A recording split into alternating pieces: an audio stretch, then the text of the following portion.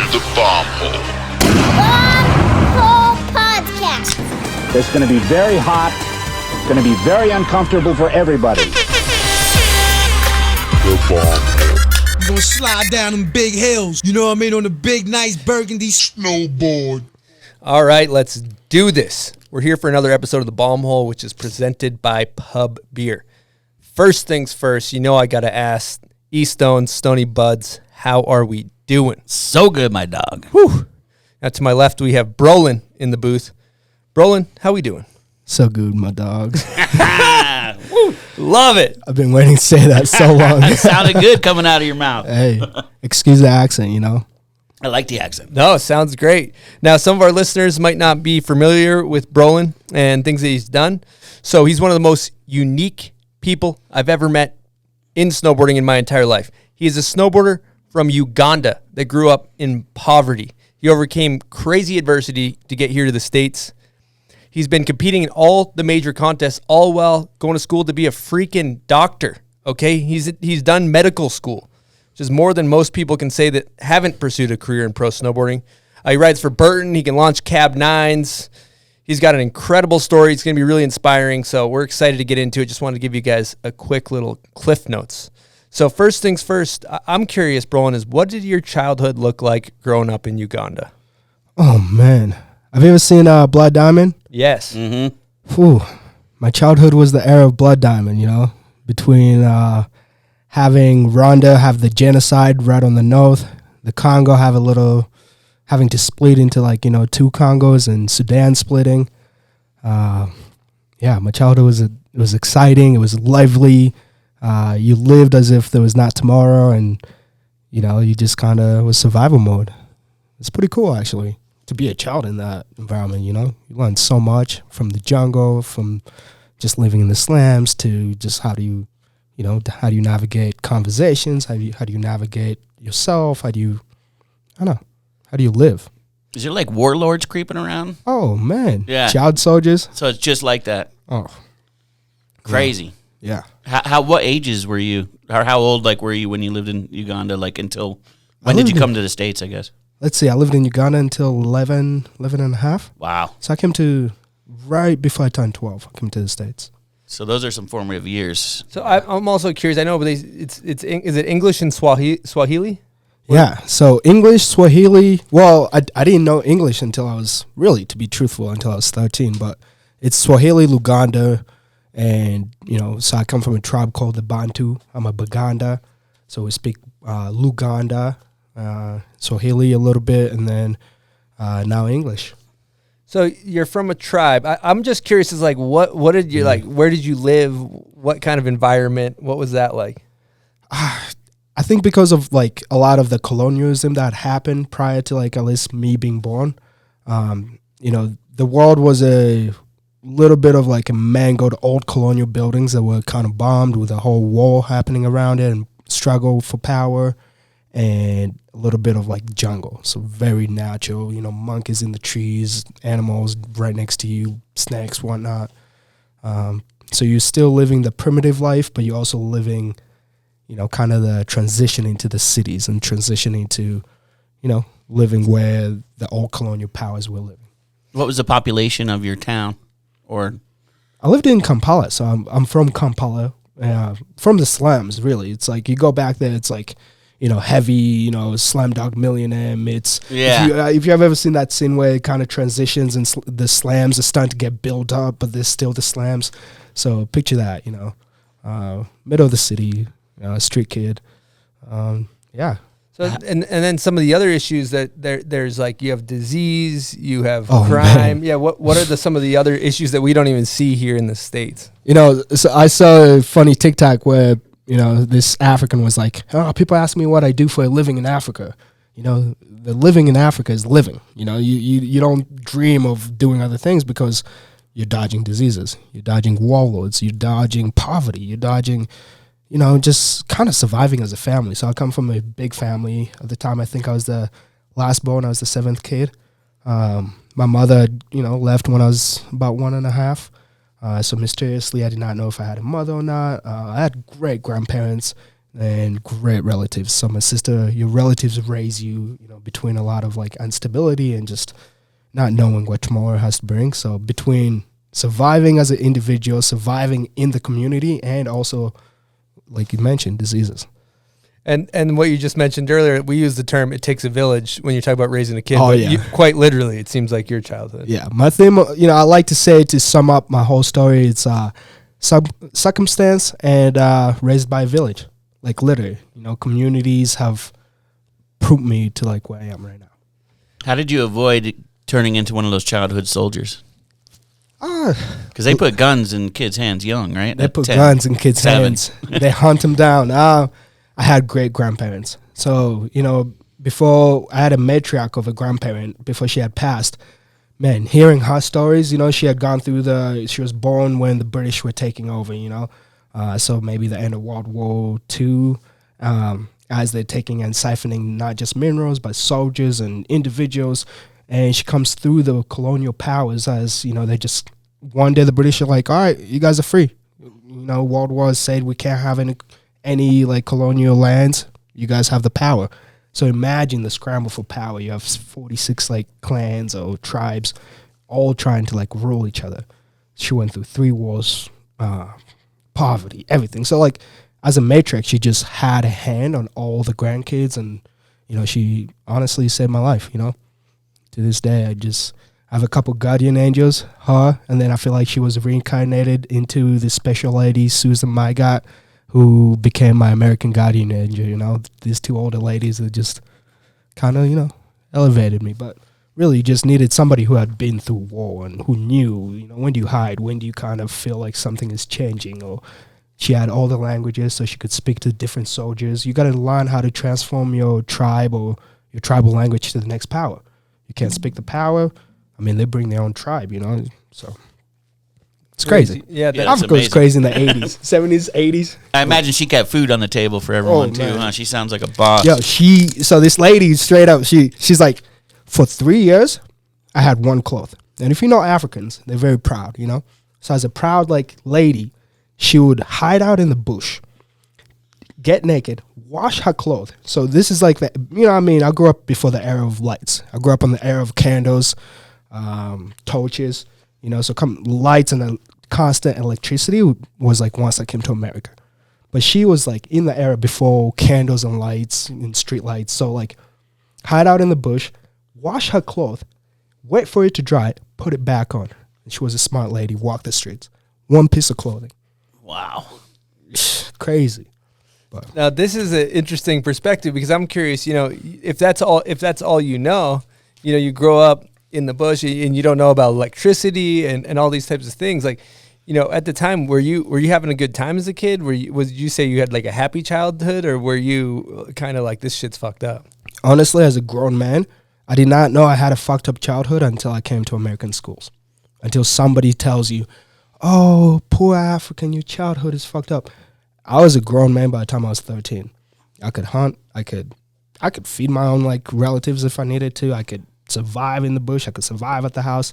And it's such a rich childhood because the freedom you have was just tremendous. You come to America, I want to go hang out with somebody.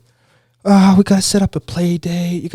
We'll get into that because I think those were the troubles of the culture's change.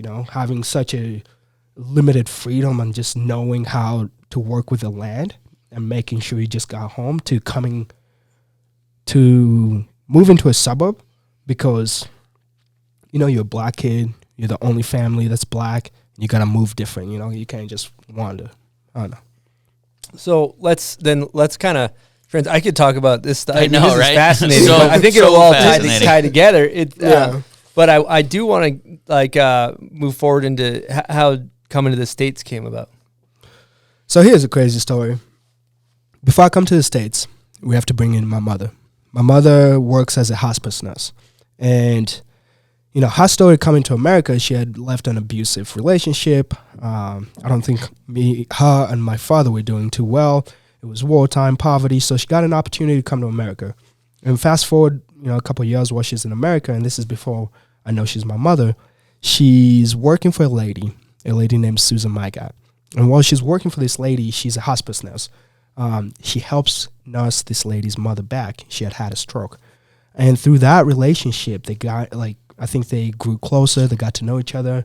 And, you know, through conversation, research, Susan, my mother, you know, tells Susan and kind of shares her story of how she got there. She left her children. And I think through a kind heart, she told her, you know, I really want to reunite with my kids. And through Susan, my mother's efforts to try to reunite with her kids, and Susan having been a white lady who knew the system, how to apply, you know, she helped her file for papers. And, you know, having been a kid in the war-torn area with Yusuf and the different entities trying to save Africa, that was, I think they started applying for papers. Now that I'm older, I know that they started applying for papers before 9/11. And right around that window, that's when they started closing down, like giving out a lot of citizenship. But I got a green card.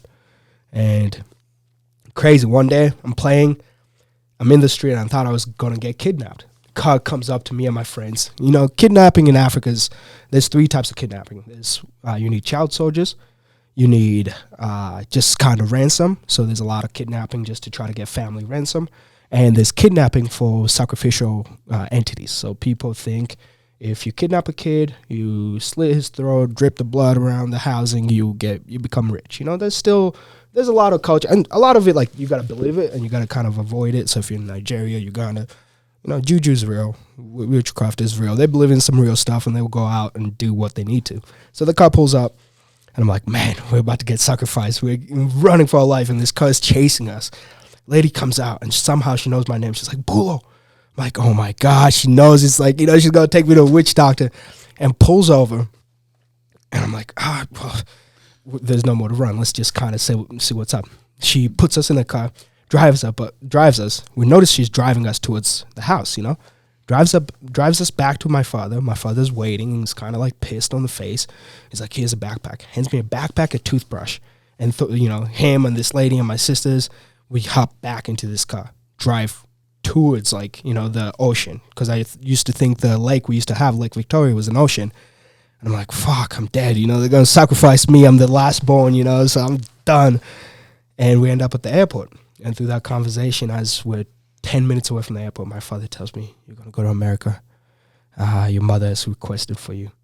And this dude just, like, straight up drops me up at the airport. He's like, my son, don't disappoint me. School is all you need to do. I'm sending you to educate. That's it. And I turn around, it's like, gives me the bye. I just walking through the tunnel. And this is, like, my first time at an airport, you know. It's like this kind lady's like, oh, come with me, you know, just like holding my hand. I'm like, oh, I'm done for it. Take me on this big bird. I'm like, yeah, you know, we're African. I'd not seen a plane. I'd not seen an airport. And I thought I was done for it. I spent 3 days in, you know, flying, traveling. Now I know, like, it takes 3 days, but you spend 3 days on an airplane. You're like, straight up, like, it was an acid trip, you know. Later on, as I became a teenager, you know, adolescent, did a little acid, re-tripped about it. I was like, man, I probably should go see a shaman or something. Like, this, straight up, I have some friends being like, oh, you should come do ayahuasca with us. I'm like, bro, the amount of trauma I have, if I did ayahuasca, Yeah, you know, right. like, I don't know if I'll come back, so I'm gonna chill. But it was like an acid trip, you know, because I traveled by myself, spent 3 days. They would just pass you from one lady to another. They'll sit you down, and later I learned it's like, you know, airports can transform. You know, a kid could be signed off by an airport to be flown by himself, and they have chaperones, you know. But You didn't even know you had a mother, though. From did what not you know I said had a earlier, mother. Yeah. You know, I'd met her once, but you know, people are like, oh, that's your mother, but you don't pay attention. You know, Yeah. you're a young kid. You're like, oh, who's this random lady? Everybody's auntie, everybody's mom. You know, so you don't understand. And a lady who looked like me came out. It's like, you know, calling my name. And I'm like, on the coldest day, I could never forget it. Massachusetts came in, and they said it on the radio. This is the coldest day in Massachusetts. You know, and like, fuck. My little ears just froze down. You know, and just like teeth clicking. Just like I came in, my dad had put me in a jumper. I had a toothbrush, a backpack that was holding the toothbrush, and my comb. You know, so I'm just freezing. You know, and this lady brings a coat over. That's how I got to America. One day I'm playing, think I'm gonna get kidnapped. 3 days later, in the America. in the hot climate of Africa. Yeah. There Yo. doesn't, and then all of a sudden you're just in Boston where it's cold as fuck. I thought I was getting tortured for the first few, days, weeks. It's like, what is this? I had seen it in a movie, like, Crosby Show. You see the snow coming down, the little black kids skating, and, urban, culture. And you come in and you're like thinking, America. They keep saying America on the, on the headphone on the plane. I'm like, I'm going to Cosby Show, America. Come to Massachusetts, Lincoln, Massachusetts, cold trees. Like, I'm freezing, just white everywhere. I'm like blind. You'd never seen snow. Never seen snow. Pulled up that one day. It was nighttime. We pull up a KFC. My mom's like, you're so skinny. You need to eat. So pulls up KFC. But before we went to KFC, we stopped on this road. Makes me pick up a pebble. The African way. She's like, on this pebble, you kiss it. You throw it over your shoulder. Your life in Africa is behind you. You can become whatever you want. This is the land of gold. Look at this road. This road has gold. You study, you get gold, And I was like, okay. Threw it over my shoulder, went to the house, and she brings me into the house, and she's like, all right, I'll be back. Do not open the door for anybody. Lady pieces out. And I go to sleep, wake up. There's another lady who came in. She's like, your mom sent me. I got to give you some breakfast. And didn't see her until the next evening, And then I later find out she has 3 jobs. America's hustle. But Amazing. Now, earlier you just kind of briefly said how your dad mentioned your name. He said it differently. Yeah, I noticed how did you that too. pronounce that? my name is Bulo. Bulo. Yeah, Brolin is my American name, So Is it spelled the same? It is not. It's Bulo is B-U-L-O. Okay. Yeah, Bulo. Sick. Maybe I should become like Salema. Why use my change it? traditional name, Bulo. Bulo's a dope I ass think name. that's dope. Yeah, but yeah, Brolin sounds a little more. What had you change it to Brolin? Like, was that something your mom did, or? No, so I was named Brolin by certificates. I think my mom has always had a forward thinking. She was always known I wanted better for my life. And she always tells you that she wants better for you. She wants better for herself. And she used to be a huge soccer fan. So in 1990 there was World Cup, and at the time Switzerland was the team on top. So between Switzerland, Argentina, and Brazil, Maradona era. And the biggest player at the time was Thomas Brolin, And all she could hear, because in Swedish, they put their last names on the back of their jerseys, she had a favorite player named Brolin, And so I'm named after some Swedish dude named Thomas Brolin. And she put that on the paperwork? I just put that on the paperwork. That It's makes like, this sense, will okay. sound a little more authentic. Yeah. It will come through. They won't question too much. She basically renamed her son as you came over to America. Yeah. My dad, kind of is like, hey, man. Well, he won't understand this interview, so Now I he want has issues with it. But I want to talk about the culture shock, because you come over from a place with no fucking electricity. Yeah. Then all of a sudden you're in America. It's just like a completely different world. What were the wild adjustments that you went through? man, I feel like my life is a circumstance of 3 different culture shocks. So I moved from poverty, America, Uganda. Came to, I think the first night we spent was in Jamaican Plain. Which JP. is JP, Yeah. you're kind of in the hood. My mom's like, oh, this is the trouble, America. Don't be like the kids that come from Africa and do this. And, later on, she always threatened me to take me back to Africa. And then she got the opportunity through Susan Mygat to live in Lincoln, because they had better schools than Jamaican Plains. And, rather than being a medical kid, where kids were transported from the inner city into the suburbs, she wanted to be closer to the better neighborhoods. And then I moved to this suburb. And we're one of 3 black families. The other 2 one's from Ghana, and another one I think were African Americans. So that shock of not just living in JP, but going from completely African, I'd seen one white person in my life, to Jamaican Plain. This is America. Oh my God, I did not move to New York, Crosby's New York, or America, to Lincoln, suburb of Lincoln. And then later on I moved to Jackson Hole, Wyoming, where you're like, damn. So I think for a year, school. So the school, for the beginning, I'd never gone to a school. My school was broken down buildings. So, I'd transfer. My mom would pay for school fees every once in a while and put me in good schools. But, my dad would also not want to utilize that money well for school fees. He had a lot of kids. So I'd go under the tree school to my building, and my school was one building. this big yellow thing picks you up. You have this little card that look on your bus. My mom just sent me out on backpack. She's like, show this, I knew no English. She just showed this young lady this, and she brings you into this bus, and this whole building, computers, like locker rooms, all in one building. And I'd never seen such a thing. Like, I remember just like tripping out and like this is what a school is. Walked into the library, like giving out MacBooks, So Lincoln was a suburb that kind of was well off, So the access in the school was just mind-blowing. But then the whole year, because you don't know English, you don't know how to interact. So for a year and a half, it was just not only culture shock, it was just like kind of like a trip. Everything was, you're like a kid. Everything was new. Each day was new. You never lived the same day.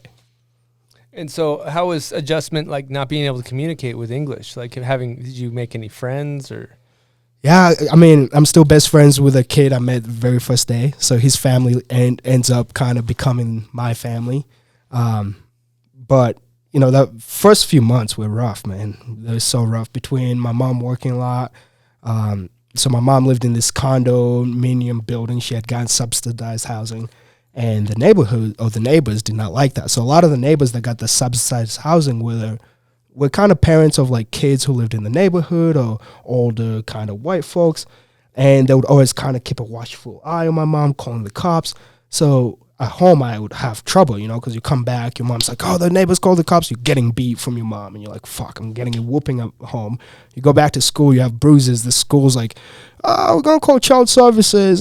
Something is wrong. This kid's coming back, malnutrition, like always kind of like, sleepy, doesn't understand. I think it's like, I thought I was stupid for a while, because I'm in ESL, hungry as shit, after a whooping last night, and the teacher's worried, trying to send me to a counselor. So it was just kind of crazy, so unstable for a while to where like few kids, and few parents kind of brought me in and were like, oh, come play soccer with my kid, being good at sports kind of helped. So I remember finished out that winter, and that next spring I signed up for soccer. So I played soccer.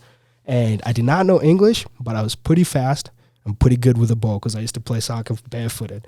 And because of me being decent at soccer, what ended up happening is the kids and the parents saw that it was good to try to teach me English because, I was a stopper, so you control the back line. I was pretty good.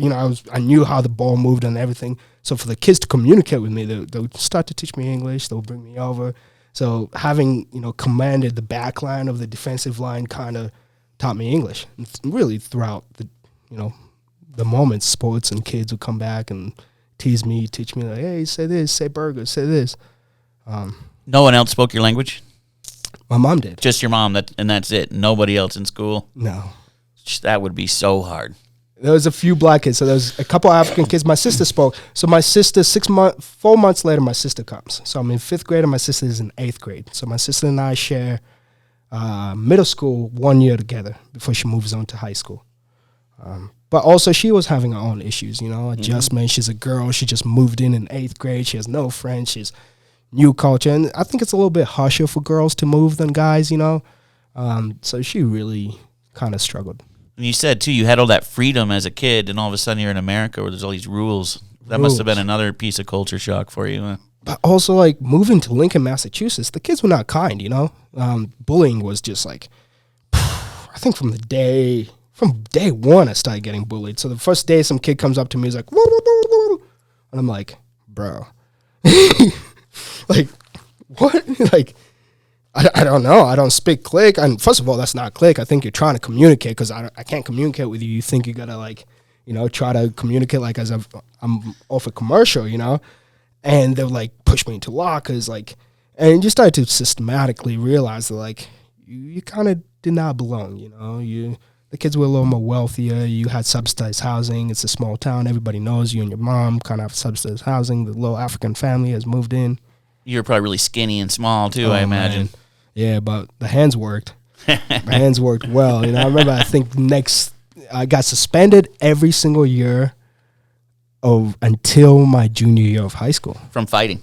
From fighting. Because in Africa, tribe-wise, they would just put the kids together, So I went to boarding school in Uganda. So because you couldn't feed a lot of the kids, they sent a lot of the kids in boarding school because schools couldn't feed them. So But boarding schools are pretty brutal. So you get a lot of kids from different tribes sitting in one school, different kind of upbringing. So they have this whole macho, who's a better tribe, who's a better, entity. So here's what colonial powers did to kind of take power over. They'll create these boarding schools, and they would mix like melting pots and kind of mix the hate. And when that would happen is like kids would fight a lot. What ended up happening as a kid, you become a better fighter. First of all, you understand the child soldier kid is a better fighter than you. He has like a gun. The street kid is a better fighter than you. Your own siblings a better fighter. So by the time I came to America, like these kids are like, oh, I'll tackle you. I think I remember the first kid tried to tackle me. Man, I just like, bro, I learned how to skin a pig, when I was fucking 9 years old. You gotta chill the fuck out, You had a fight. The hands worked. They still do. Wow. Dude, the sheer amount of fucking sacrifices that are also made to take you from a village in Uganda to just get to Massachusetts, to get to Lincoln. Your story's just fucking unreal, man. Holy fuck. That was just the beginning, and you're like, what? So when people are like, oh, so how is it come to Africa? Have you ever tripped acid? No. Well, you should try it, then you would understand, because it's like everything was just brand new, bright, Just completely different. That's different. Yeah, that's incredible. So you're in Lincoln and you're going to school. At what point did you find the old snowboard? So the old snowboard. So I spent a year and a half with my mother, and through the troubles at home and through the troubles at school, there was an after-school program. So what the school figured was keep the kid busy, put him in an after-school program, and try to kind of eliminate the time he's home by himself, and also we knew the mother was working. And actually later on, I ended up finding out it's chill. It was a chill after-school program, and every Wednesday you'd go to Neshoba. So this was a way. Sick. So we were part of what you'd like to call like the Lost Boys. So the Lost Boys, also there's this entity of kids who came from Sudan, and because Darfur was happening, they had taken a lot of kids into Massachusetts. And what Massachusetts did, a lot of these kids lived in towns like Lincoln, Lexington, so the inner suburbs, and they had programs to try to rehabilitate you into, the community. So the chill program was my rehab. We go to Neshoba Valley. Let's give an air horn to the show. Dude, that's so cool that the chill program works like this. And, and here works. you are, Yeah, I'm a product So of the chill program. I actually went in 2008. I said thank you to Jake. I was like, hey, I'm in the chill program. Thank you so much. I don't think he looked at me. I was wearing like a girl's like baby fat jacket with like, the feathers, just like, hand me down that I you stole just got from what somebody. you can get, right? And he's like, oh, who's this cookie kid? But it's kind of funny. But yeah. So I want to know. So you went after school. You got the board. What was the scene like when you tried to snowboard? Dude, the scene, I got lucky. I ended up befriending some kids who also, were very enthusiastic about being, going snowboarding. I think the families were very big snowboarders. And when we went there, you take lessons. I had this one friend that was like, oh, it's not cool to take lessons. You should come with me. I'll teach you how to snowboard. Come to the park. So if you had been to Neshoba Valley, it's a small mountain, There's one side for ski racing, one side for beginner, which is the middle, and then the other side is the park, So quickly I gravitated towards the park and towards like where the cool kids were kind of hanging out, because you're cold.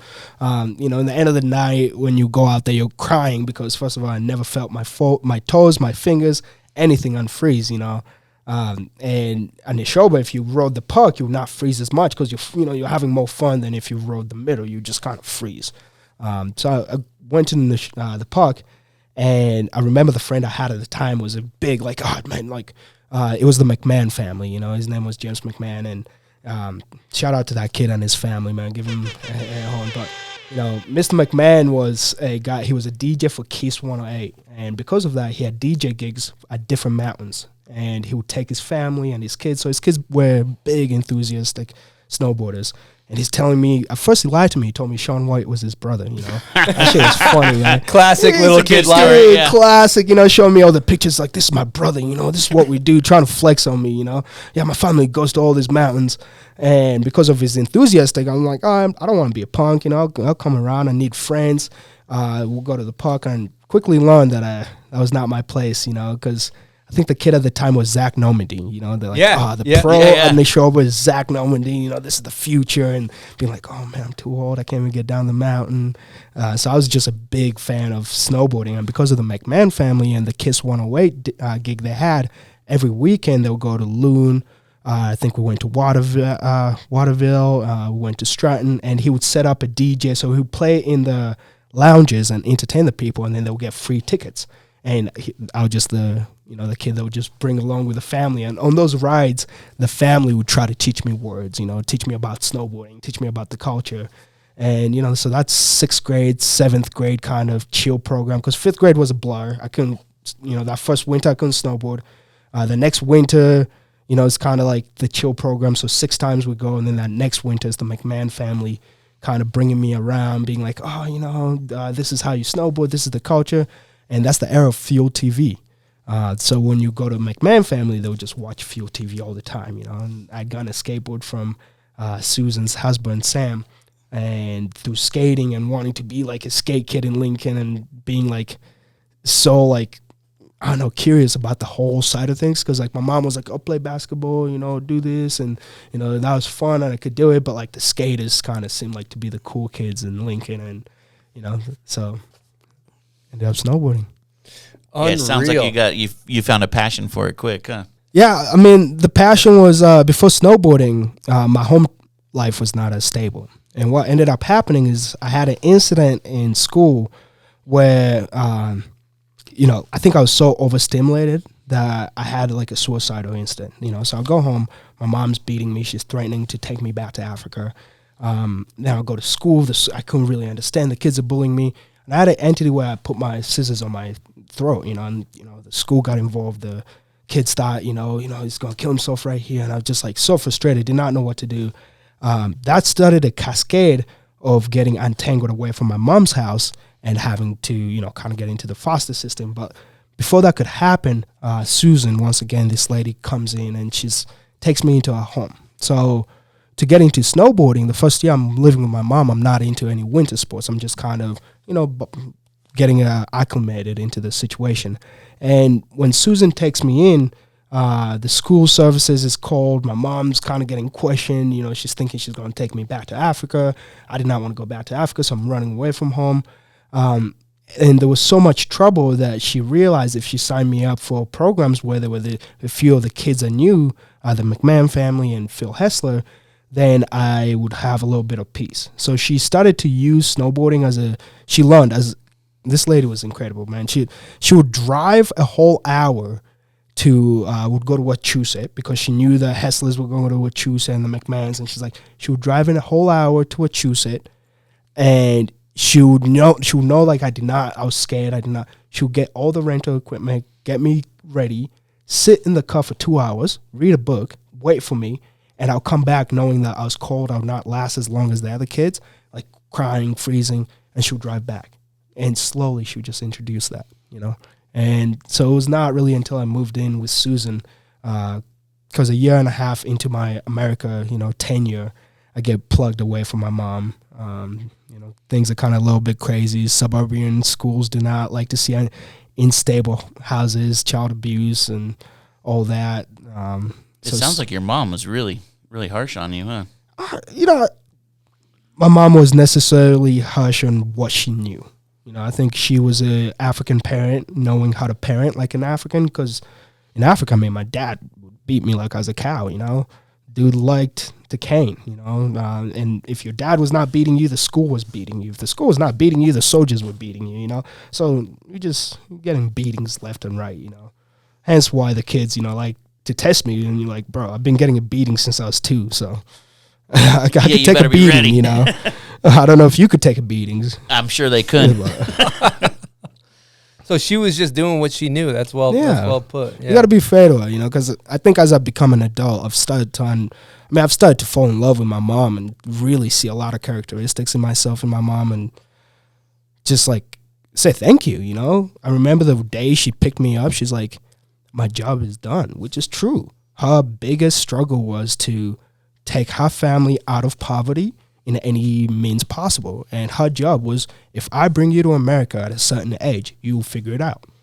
I don't know how to give you anything else, but you will figure it out as you go along the way, And she has told me that multiple times. And, when you're a teenager, you're a little salty. You're like, I see all these white moms doing all this for people. And for me, my white mom was Susan, and later on became Sandy Hessler. But Susan kind of replaced that, and she became my father, my mother, my grandmother, and in many ways to where my mother could not give me that. She did not have that. She was working 3 jobs just to keep the bills, just to, be able to bring her kids over.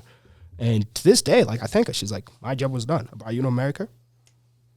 No, Yeah, she was working hustle. 3 jobs, so Give your mom a damn done. air horn. give her Let's a give hell. Susan an air horn. Yeah, why do you suppose Susan took it upon herself to be that person to help you? I don't know. I don't know if you guys are just a religious, great- but just I'm a a great religious person. man. I come from a conservative country, and Mother Teresa, I come from the era of Mother Teresa. Mm-hmm. There's a lot of Mother Teresa schools, whatever. She had come to Uganda. She was my Mother Teresa. She just took a liking to you and She took a liking to was me like, too. I'm gonna. She fell in love with you, I imagine, as a person. And I was don't just know. Like, let's That help seems a him little. out. That seems like a divine situation there. Yeah.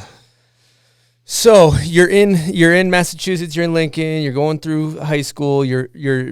How's your progression of your snowboarding going at this point? When did you start getting it where it's like wildfire and you're like I'm hooked? Oh, I was a wrestler for the winters. So, I remember I wrestled my freshman year. I was a state wrestler. I got second in Massachusetts State. I was a troubled kid, So when I moved in with Susan, I go back to boarding school because what happens a year into living with Susan, her husband gets cancer.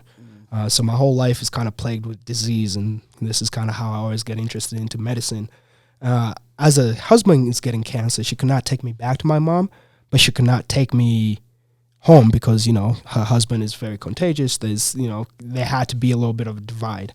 And so I ended up getting put into boarding school. And when I was in boarding school, I go to all boys boarding school. There's a different relived trauma. So I'm not snowboarding for those years. And I'm wrestling. And it's not until my sophomore year, I'm supposed to go to a new boarding school where she suggests I should go to Vermont Academy. So I go to Vermont Academy, which is on the Saxons River, so next to Okemo Mountain School.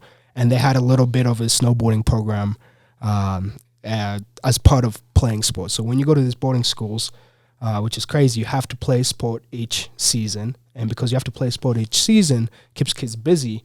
And for me, I wanted to try snowboarding because back at home, the friends I had made in Lincoln were snowboarding. My one friend, Phil, his family would unplug from Lincoln and go to Jackson since they were in 4th grade, So they were on that whole wow, we're trying to become little competitors. They're coming back with new swag, new videos. So they're reintroducing the culture to me, but I'm not participating in snowboarding as much as they are.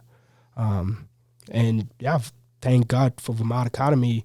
They used to compete against Okemo Mountain School, Stratton Mountain School. So the deal was with Susan is I had to keep up with my school and I had to keep up with my reading. As long as I kept up with that, everything else was, pretty gravy because that's what you had to do.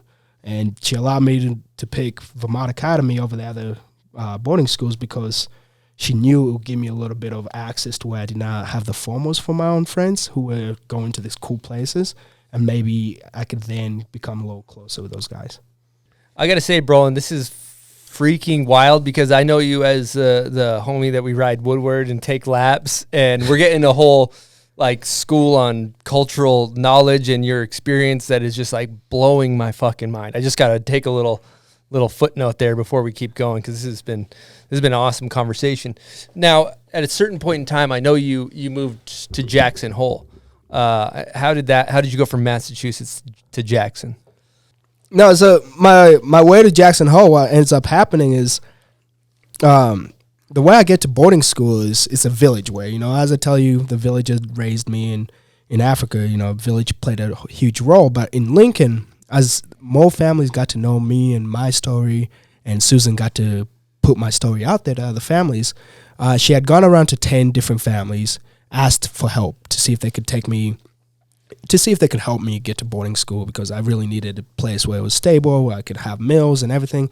So as her husband gets cancer, she starts to worry about what's going to happen, what's going to happen with me living at the house, her husband being contagious. And at that stage, the cancer was getting critical.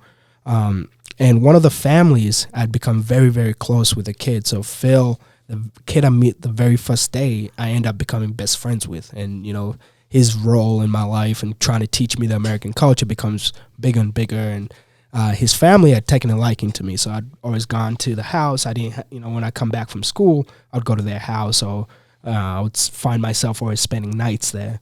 And what ended up happening is one day their father, who I admired, you know, dearly, I thought he was the idea of the American dream, goes up to me and he's like, you know, I think I could be a good father to you, and I can help, you know, guide you through this stage of life. And went up to Susan and my mother and sat down my mother and was like, look, you know, your boy's getting to a stage where he probably needs a role model, and I think, you know, he fits in well with our family and we make a good family, and I would like to see if I could give it a crack. And, you know, it's, Sam, who could have been my role model, was very ill and kind of dying of cancer, and between Susan and my mother, they decided that it was good for me to move on with a new family. So as I moved in with a new family, the family ended up having to move. So the family's like, well, there's one stipulation. We're about to move. Is it all right if he moves with us? They got the legal guardianship, and obviously Susan was always going to stay my legal guardian as well. And because of what happened earlier, my mom, you know, was very, very open to it, you know, because I think my mom saw an opportunity. She's like, if I allow these families to raise my son, there's a little bit of like protection you get when you're raised by a white family that you do not get when you're raised by your mom. So for example, there was one day I'm at school, and I'm at boarding school, and the police, you know, something happens in Lincoln, and the police are like, oh, we know the perfect person to go get. Police come knocking on my mom's door, and they're like, your son was involved in X, Y, and Z. My mom's like, that's not true. Like, no, we're true. We want him, you know, it's time to arrest him. We're going to arrest him. My mom's like, my son has been in boarding school for 3 months. You know, so like that umbrella of like that old Lincoln racism, like everybody's ready to kind of catch you slipping, was happening. And my mom realized that by passing me on to Susan, and then by Susan now just taking me back to my mother by allowing me to move on to another family, it was actually better for me, better for her, better for our relationship. And overall, going back to the idea, her job was done, you know, come to America, figure it out. So in sophomore year, that summer, end of sophomore year, the Hesslers decided they're going to move to Wyoming, and yeah, they're like, we'd love for you to come join the family. I think you make a great addition to the family.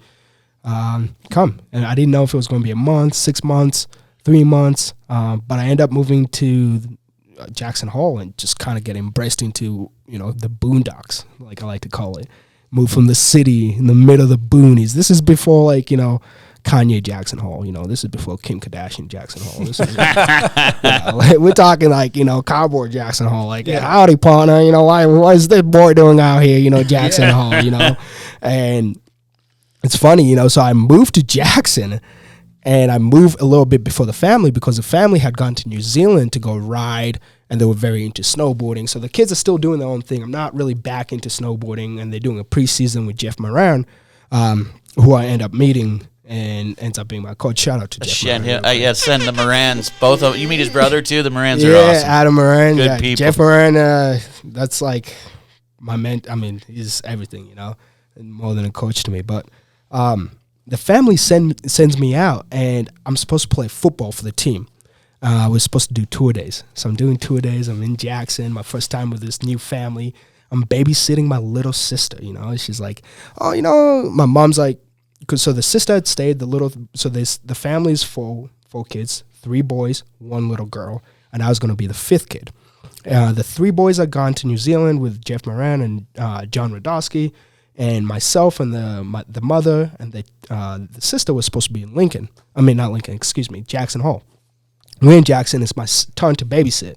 While I'm babysitting, I'm supposed to be playing football, and we have these Bronco cards you're supposed to be selling to, you know, raise money for the football team. So I'm just kind of new to Jackson, just like shocked, like, oh, well, new family, you got to make the best of it. You got to step up, you know, back to like my, you know, Brolin thinking of like, you know, step up, make the best of it. And I'm babysitting, and this guy comes up to me. He's like, ah, you nigger, are you stealing this little white girl? I'm just looking at this guy while I'm trying to sell Bronco cards. You know, I'm like, so would you like to buy a Bronco card? You know, do not know the lingo. First of all, I moved to Jackson wearing like, I was swagged out, you know, 2008, swagged out, like T-shirts to the knees, you know, wearing gauge earrings. And this guy starts taking my little sister, and this is my second week in Jackson. So I'm like looking at the guy, I'm like, no, you can't take the little sister, you know, I'm supposed to be babysitting. And this guy's like, you know what we do to you guys out here? You know, we noose you, motherfucker. He goes to his truck. He has a gun on the waist. Comes out with a noose. This guy's tying a noose in the middle of the square. My little sister's like, so this little girl starts explaining, so he's my brother, but he's from another mother. But, like, you know, he's my new brother. He's supposed to be babysitting. My mother's at home. And this guy's trying to take this girl. And I'm just, like, crying, just looking at it. And the whole town, I'm looking around, everybody's staring at me. Just, like, nothing. Not a single adult came up and was like, yo, what's happening here? Let's kind of intervene. And I just like big welted tears coming out. I'm like, I might have to fuck up this guy. He doesn't know that the hands work, you know, back to the hands. And take off my earrings, take out everything, and preparing a noose. And this kid, Hunter Piggott, runs out of nowhere. He's like, that's my mom's family friend. Like, you can't say anything. And stops it, you know. And one lady, I was starting to use profanity. I'm like, you call me a nigga, I'm about to curb stomp the shit out of you. Obama's president, man. I'm about to, like, repeal you, you know? This is, like, an instant that probably lasted an hour, but I'm thinking it's, like, lasting, like, 6 hours. Like, I'm crying. I'm about to, like, realign this, like, old man's jaw, you know? I'm ready to defend the family. And that was my introduction to Jackson, my second week. And I think that incident of standing up for Nikki proved to Sandy, who was the mother of the family, that I'll take a bullet for anybody, you know? And that just kind of solidified me being in the family. And, you know, she went, I think she came back, I come back crying, and she's like, why are you crying? You know, I'm like, oh, I almost got lynched. And then this little girl's explaining, because little girls don't lie, so they explain it word for word. And then this old, you know, this blonde lady's just crying. She's like, why didn't I knew town? Goes to the spot. She asks the people, like, did this happen? They're like, well, we thought he was, you know, some tourist, like, the guy just disappeared. And then the kid, Hunter Piggott, who saved my life, like, right there and then, comes up to me explaining what to my mom. She gets an apology from the mayor, like, and that day, she made a name for herself in Jackson Hole. She's like, we're the Hesslers. We're here to stay. And this is my black son. Don't question it, you know? And did they find the guy? No, I did not. Disappeared. This was 2008 too. Huh? This was 2008, and then the mayor comes up to me. He's like, you know, our first black individual that was here, you know, the cowboys roped him and they pulled him behind the horse. So aren't you lucky that didn't happen to you? I'm like, shit, I'm in Jackson Hole. For a year and a half, I was afraid to go into the town square. I would just go to school, to my house, to the mountain.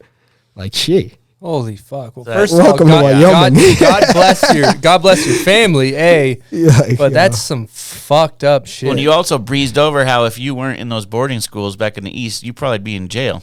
Exactly, you know. And so like life of circumstance. The police do that all the time too. From reading. Dude, we moved to Jackson Hole. The police were like, so in Jackson Hole, you have the cowboy families, you have the old generation Wyoming, so you have this new money moving to Jackson. We had a police guy stand and stay by the car, you know, or by our house every single day for like a month straight.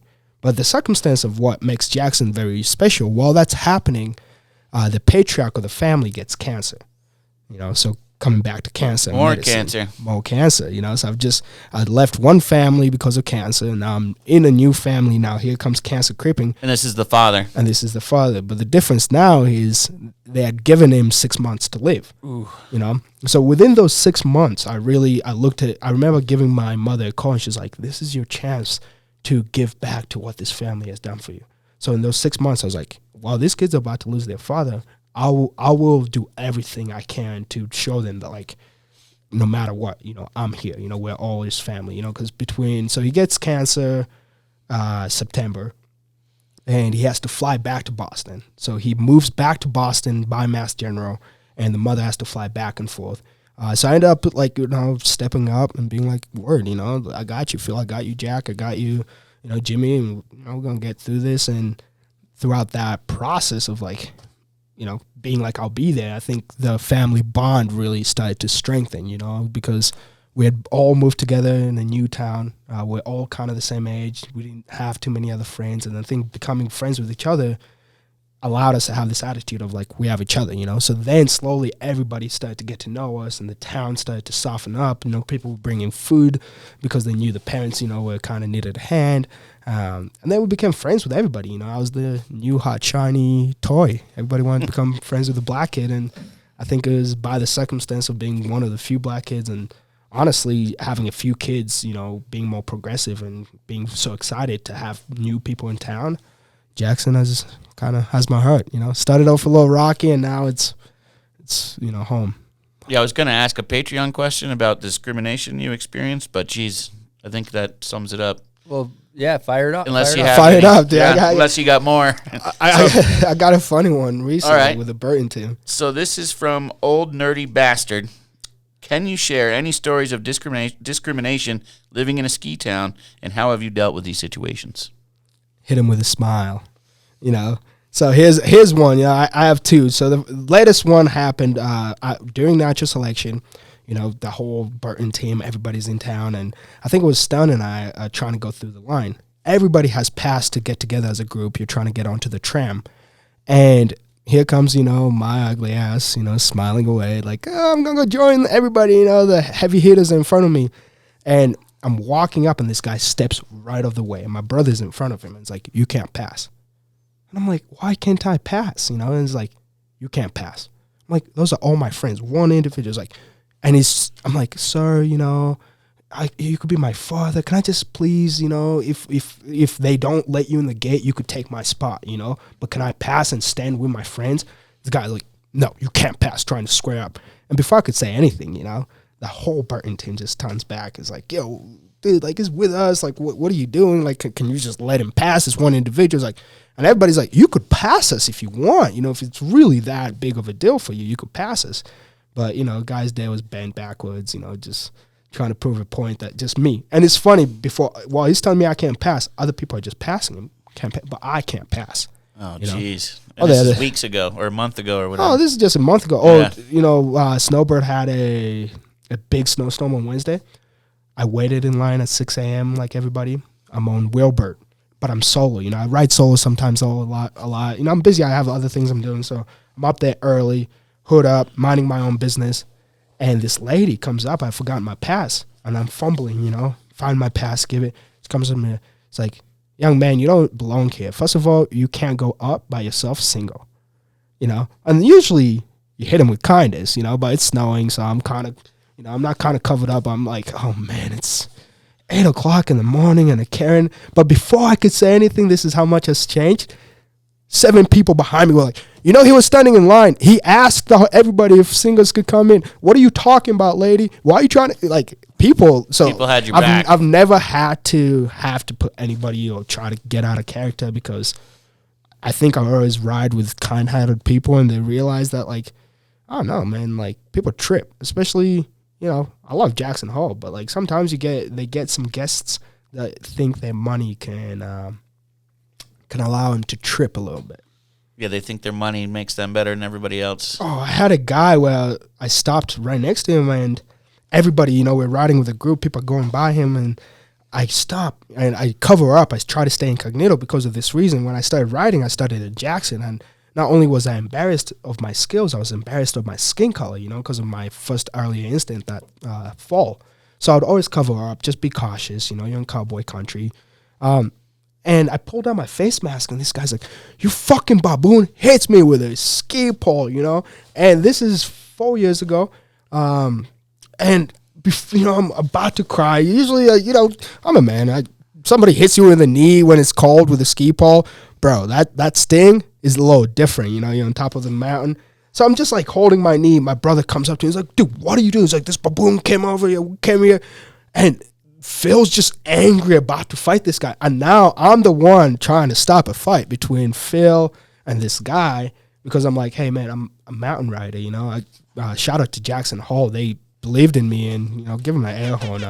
Tyler Lamar and the whole family, the camera family, the family and their administration, and, you know, the core locals have always had my back. But, you know, I'm like, Phil, you can't beat this guy up, because what is he going to say? Well, I got beat up by a black kid and his brother. Between me and Elliot, you take the high road. It's two people, you know. So it's embarrassing to hear that this stuff goes on like that. It's all right. Hit him with a smile. That's really fucked up, and it's really good for you to shed light on the fact that it still exists, because I think we don't see that, but it's so fucked up that it still exists in this day and age. It's crazy, dude. It just seems fucking Like there's some sick people out there, man. Yeah. It's fucked up. You know, it's kind of funny. It happens more in America than it does when I go outside of America. Except for one time I went to Switzerland. And it was, the Swiss is Swiss. The skiers want to prove, like, you know, no snowboarders. But that's not my skin color. You know, I've snowboarding literally not just as therapy, but just as something that just circumstantially changed my life. I've seen the world because of snowboarding. I've, you know, rehabbed. I've reformed myself. I've worked on my insecurities because of being on snow. And, you know, because of that, I've traveled around the world and I've seen people, and just as snowboarders and the community, people are so welcoming, you know. But it's really the few people that are kind of doing it like, this is my escape. It's like the random, like, yeah, you're not really a part of the core. Like, I mean, having like an incident happen like just last week, you know, the funny part of that is like, when it used to happen when I was, you know, new to Jackson, I was like, well, whatever, respect, you know, I'm not that good. You know, I feel like I'm about to drown out here in the powder. Now I just kind of smile at this person. I'm like, bro, I have the skills to belong. You know, maybe you don't think so, but I think I do. So whatever. Whether you have the skills or not, though, there's no reason anyone should ever act like that, because the mountain's for everybody at any skill, you know? And you paid. Yeah. You know, it's like, man, it's not cheap. Yeah. I have a ticket. It's not like you I'm paid out to be here there just like they stealing. paid to be there, you know? So it's everyone has their right to be up there. Another thing you said the other day when we were riding, I kept going up. Everywhere I go, I see Brolin. I go to Brighton, and I get out of my truck. I'm like, oh, what up, Brolin? I go to Woodward. What up, Brolin? Everywhere. And I'm like, dude, I've been seeing you everywhere. And you had a great thing. You're like, I just want to be a man of the community. I thought that was great. Elaborate on that. Dude, I want to be, the community has built me, and I'm raised by the village, and, you know, honestly, when I was 11 years old, I never thought I would see 18, and when I was 18, I never thought I would see 25, and bro, I'm about to be, you know, I'm 29, I'm about to be 30. A lot of people think I'm like 22, you know, they're like, damn, you have a baby face, but and I just realized by being a man of the community and by saying what's up to either the chairlifts, to the random guy, you know, shout out to Louis Vito, because he really passed this on. What a kind human. But like, it's like I say what's up to everybody, because in the end of the day, it's going to benefit you more than hurt you. And talk about like the few incidences that I've had with a few rotten apples. The community has had my back. Now I show up to Burton because I'm like, I'll say what's up to everybody. You say what's up to me, excuse the accent or excuse if I mumble, but I'll come up to you and be like, yo, what's up? Let's take a run. And because of that, now I could show up and not have this like weird feeling of like, oh my God, my friends are not there to protect me. Oh shit. You know, you could show up and be like, something happens. I could turn to somebody and just give him the eye and could give him the like puppy eyes of help. And they're going to say something, you know? Mm-hmm. But community's there for you if you put in the time. Yeah, you meet all these people. If you don't say what's up, who knows who you're missing out on meeting? Oh, so, man. Yeah. The amount I like of people to say what's up to everybody, randomly. too. Yeah. Now, speaking of Louis Vito, we actually happen to have a guest question from none other than Louis. Here we go. What up, Brolin? Louis Vito, first big fan. My question for you is, what do you want to get out of snowboarding? And is there a type of impact or legacy you want to leave on the next generation? Deep.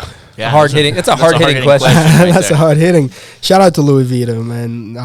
One of the kind souls that I've been able to be fortunate to meet. And I met him my Dew Tour when I got to Forerun Dew Tour, you know. I don't know even how that happened, but, you know, I got to get to know him. But to answer your question, I think my impact is, you know, I've always had this little theme of, I know I did not grow up or start doing this, but I do belong, you know, and allowing kids, whether you're a kid from the diaspora or a kid from a broken home or a kid from a stable home who just needs a different outlet, you belong, you know, and like the impact of snowboarding is a tool. It's not really, you know, like I see snowboarding, I don't see myself as like, oh, I'm a pro snowboarder, this is the lifestyle. Like I'm fortunate for the lifestyle it's given me, but the therapy that I've been able to pick up from that is really the impact that I want to show people, that you could strap in and you could be a beginner, you could be going between tree wells with fresh snow and you could find peace. You know, I found peace. Well said. Now, thinking about your life and your snowboarding career, man, it's just been this like, it just seems like from where you're from to coming to America to your circumstances in America, it's been this like fucking kind of just this, you've had to just fight, dude, and fight. And then go fast forward to snowboarding. and you know you're getting into the competitive realm of snowboarding, and you have such a late start compared to everybody else. You're starting what, like 14 or what? Honestly, I did not start competing until I was 18. Exactly, and you have then you're competing with someone like Red Gerard, who basically did a back 10 double like out of the womb, essentially. Like he like double corked out of the womb. So like you're it's a huge disadvantage, and it's just like a testament to your grit to like just fucking just keep fighting your way through. Do you feel like that late start was like frustrating at all when you got into the competition scene? Oh man, talk about like being humble, You get humbled when you wake up in the morning, it's 6 o'clock, you're in Serbia, and a 12-year-old kid does a back 10, and you're trying to figure out if you should straight A jump. That is very humbling. And, before I can even talk about like the mental kind of growth that happened with that, I just want to shout out to Michael Bell and Nick Popolaski. Without those two individuals, I think Pops, a lot of people know him from High Cascade and obviously through the snowboarding community. But without that gentleman, my snowboarding is nowhere. He not only humbled me, but allowed me to see my holes and my flaws and rebuild them, So to compete, what happened is I come back and I'm interested in snowboarding. My brothers are getting into rev tours. I'm like, I can do this too. And throughout the way, we did a project called Far From Home. And while we're doing this little project, the hype gets very real. It was the kind of snowboarding is coming in the slope styles. And, my brother's like, oh, maybe you should, try to snowboard more under Uganda. And while that happens, to do that, we needed to start a federation. And to start the federation, we had reached out to a local ski team in Utah. So I'd moved to Utah to continue snowboarding. I'd fallen in love. And the only school to go to snowboard with was Westminster, but Westminster was doing USASA competitions, so little kids competitions and local collegiate competitions. It wasn't as serious as like the level of snowboarding that competitive Red Gerards and the Brock Crouches are doing. And what happens, I reach out to Michael Bell, and Michael Bell had experience with starting the New Zealand team. He had brought the first New Zealand team to one of the Salt Lake Olympics. And he took a chance on me. He's like, you know what? Yeah, I'd love to see if you could do this, if you could compete. Continue competing under Uganda, and we'll see how we could start the paperwork. I'll represent you, get onto the meetings. And he introduces me to Pops. And Pops had a slew of little slayers. I like to say like little fucking minions. And Pops is like, I heard about your snowboarding. You're from Jackson. Can you do a straight air? We're at Park City. I try to do a straight air. It's like, okay, can you do a front five? Try to do one butt check, and these kids are doing back nines, front seven. He comes up to me, he's like, your brother blew smoke up your ass. You suck at fucking snowboarding, bro. like humbled me real quick. You're like, you cannot spin, you cannot compete on this level. You need to start from basics. So for that whole year, I'm 19 years old, and every morning, out of my own pocket, and I had gotten fortunate because we had ran a little bit of fundraisers in Jackson, out of my own pocket, start paying for a team, and I'm joining 14 and 13-year-olds to learn how to snowboard and to learn how to re-snowboard the proper way. So, not hitting 20-foot jumps in Jackson or hitting a power jump, backslapping, being like, oh, dude, did you see that? I can keep up. Like, no, you're hitting concrete 60-foot tables. This is what it is. And let me tell you, bro, snowboarding is so hard. No one talks about the mental side and the struggle of learning tricks. And learning tricks at 19 years old where you have to scare yourself, having to break through those barriers, it's something that I just related into my therapy of like why I started to snowboard, of like, this is it. I'm climbing Everest and this is the challenge. And every time you'd strap in, when you go back home, your brother's like, oh man, yeah, you're snowboarding. You're one of the few black people snowboarding. You go to the hill, your whole team is 14, 15, 16-year-old. They're getting into rev tours, junior Olympics. They're traveling the world, and they're doing tricks that you need to catch up on to be able to keep up with them, So got humbled real quick. And you're not sponsored at this point, right? Oh, no. Yeah. No. Hand-me-down, wearing a size 13. My brother had a size 13, so I would just take hand-me-downs. And what size do you have? I'm a size 9. Oh, wow. Talk about some toe drag. Yeah, talk about some toe drag there and some space into the toes. Speaking of Pops, we happen to have a guest question from none other than Pops. Here we go. B, it's Pops. I know you used to have pretty strong feelings on rabbit food, aka salad. You still feel that way? And why? What you got against salad? I mean, I got nothing against salad. I think the Americans are soft, man. And y'all grow up with like supermarkets and nice food ready to go. You know, like I never looked at it as like rabbit food. I just like, you know. So in Africa, you eat rice and beans. The only time you eat chicken is on Easter, Christmas, and maybe when the Pope comes through, you know? So I'm like, bro, That's the why only you got time me get meat. eating rabbit food, bro? Like I'm a rabbit out here, you know? There's nice meats. I called Pops and I'm like doing my research, asking him questions. He's like, well, first of all, he fucking hates salad. I'm You're skinny like, I enough, can eat man. meat, let's eat some meat. Yeah, hey, man. I would go to bed without eating food when I was younger, you know? Now there's chicken. You could eat chicken all day, every meal. Yeah, every meal, right? You want me All the eating time. Hey, we got grass everywhere in Africa. You know, I come from a jungle. You can eat rabbit food all day. Straight off the tree. You just go into the woods. Right, munch. All right, Brolin, a.k.a. Bulo. Bulo. We're going to get into name that video part. How you feeling? We'll see. Okay.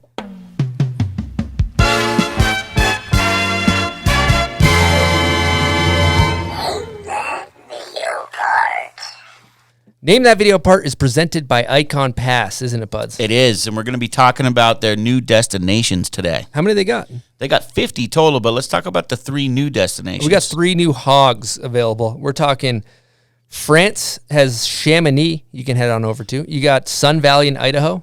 And right here in Utah, what do you got, Buds? You got the Pillow Powder Deep Snow Basin. Snow Basin, great resort. So, again, 50 destinations for the Icon Pass. They're worth every penny. So that being said, let's get into Name That Video part. Now, first of all, Brolin, how you feeling on a confidence level 0 through 10? Negative. Sheesh. I'll give it a 1. 1, okay. I'll be kind. Okay, you know, I'll say since you weren't a video part guy growing up, like for the guys that have done parts, it's a lot more. They have a lot more to lose. So your expectations low. So if you get it, you know, it's a win. Here we go.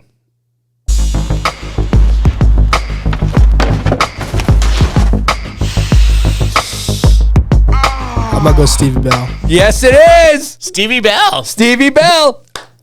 We got you. You got yourself a bomb hole prize pack. Hey. That's a win right We there. got a bomb hole tote. We got a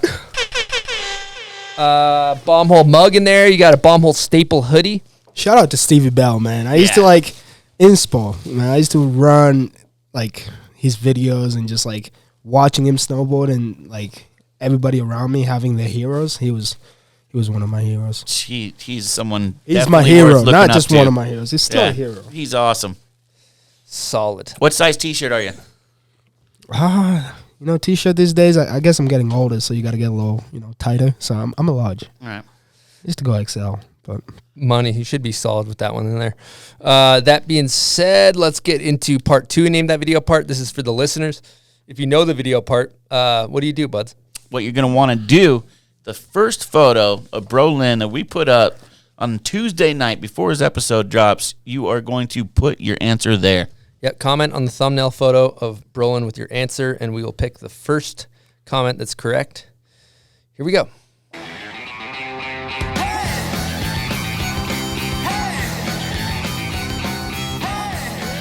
Okay. Thank you guys for playing Name That Video part.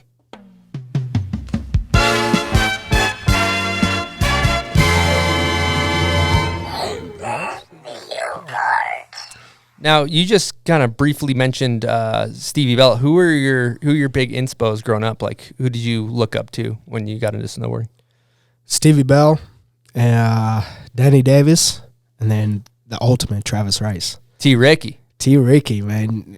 Shout out to T. Ricky. I mean, Travis came and taught one of a ski lesson at the local snowboarding and free ride program, and he was so genuine and introduced himself. And Travis actually brought me to my first few sponsors. He brought me to LibTech.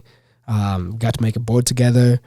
Shout out to LibTech for believing in me and Travis for allowing, those boards. And Dave Merckx, Dave Merckx would just flow me boards. I was just like smacking them in half, trying to learn all these tricks. And Dave would just be kind and just keep, passing them along. But, Travis really played a huge part. Introduced me to George and Riley at Union, and shout out to Union and,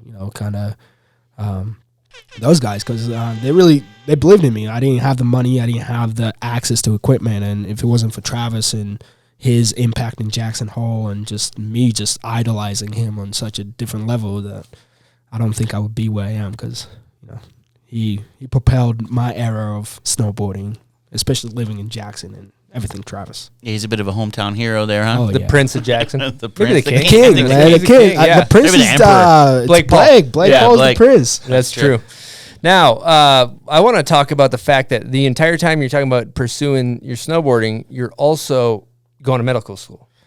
Yeah, I mean, I don't know if I'll call it completely medical. I'll call it school, man. I've just been on a pursuit of school for a long time, What I like to say is, in my mother's eyes, I was always undereducated, and in my eyes, I thought my peers thought I was underskilled, So to explain to my mom that, I'm pursuing this thing called snowboarding, and to my dad back in Africa, I'm not a disappointment, and to Susan and all these other families that really believed in me, school was a big thing. It's that cliche thing, you come to America, and my mom told me, straight up, African boy, you become doctor, or you no respect, or you doctor, So it's I've been on a pursuit to become a doctor since I was 14 years old. I started working in, I think I worked in a hospital, Emerson Hospital, at 16 a little bit, kind of cleaning floors. And then shout out to the Teton orthopedic program. I got into that and got to see a couple surgeries with those doctors. And when my dad, my foster father at the time, was facing cancer, got to join in.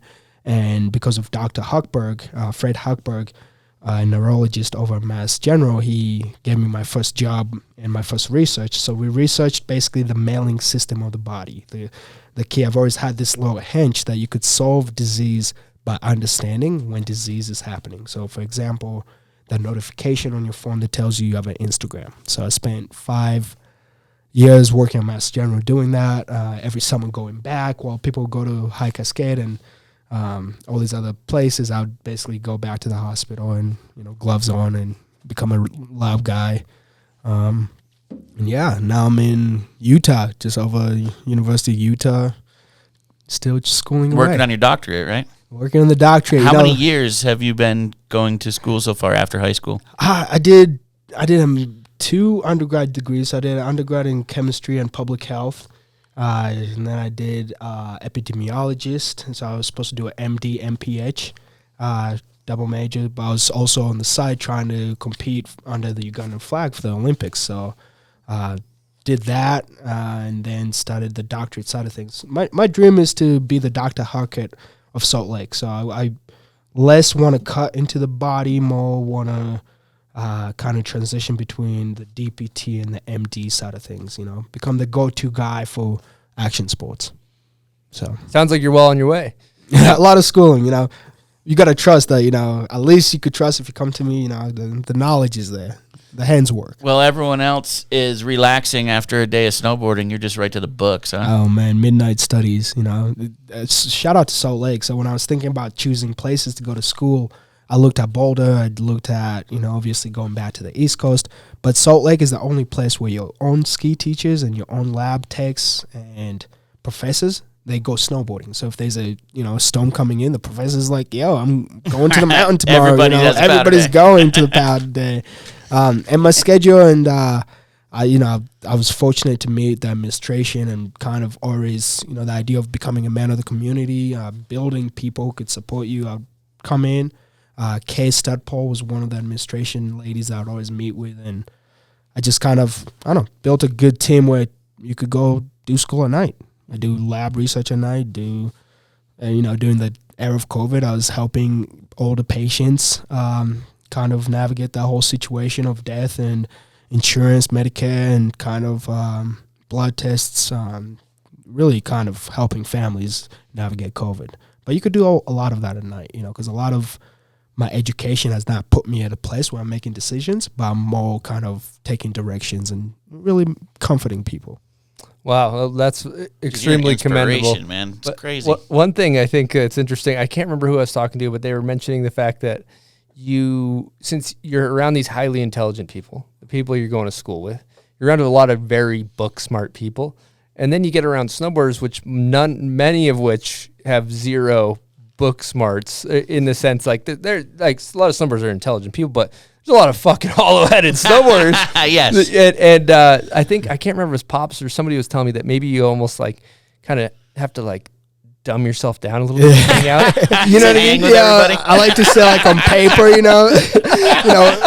just like when you're hitting on girls, you're like, on paper, I'm the perfect catch. I'm like the white Chad on paper, and then you start to like talk to their parents and like, oh shit, he has an accent. Oh, he's black. You're like, oh, you gotta dumb it down a little bit. You can't outsmart people. Also, it's not fun. You gotta meet people where they're at. But yeah. So I want to dive into the chase to make the Olympics for Team Uganda, and kind of preface it with the fact that the goal was just to make the Olympics. It was just to make it to the event, and it wasn't like I'm on a podium or whatever, right? No, what happens. Yeah. I don't live in La La Land. There's no illusion to it. My goal was very simple. I want to participate. I think I belong, and I think I can work as hard as those guys to try to, bridge the gap of lessons or whatever the trickage is and be there with the boys, And I think in so many ways I was able to do that at different stages, whether it's qualifying for World Cups or, qualifying for World Championships and, traveling to Europa Cups. My goal was to just show that, like, just because I was born in Uganda doesn't mean I can't chuck myself off ice. Yeah. That's awesome. And a couple of things, Pops was saying that, like, if COVID hadn't happened, it would we have been were dancing in China, man. COVID kind of fucked. Excuse me. You can say that. You can say that. Yeah, COVID kind of fucked me. It ran me backwards. Just split the chicks and just did me dirty. But because you weren't able to go to all the events, get the points you needed. So that's an interesting footnote in itself. Was that because of schooling too, or no? just COVID? No, I honestly, so my first trial to try to chase the Olympics, when I was young, I met Sage Coxenberg. Sage was another idol that I idolized, and just watching him go to Sochi and his whole pursuit. I remember talking to him about it and, kind of getting inspired as I was getting going.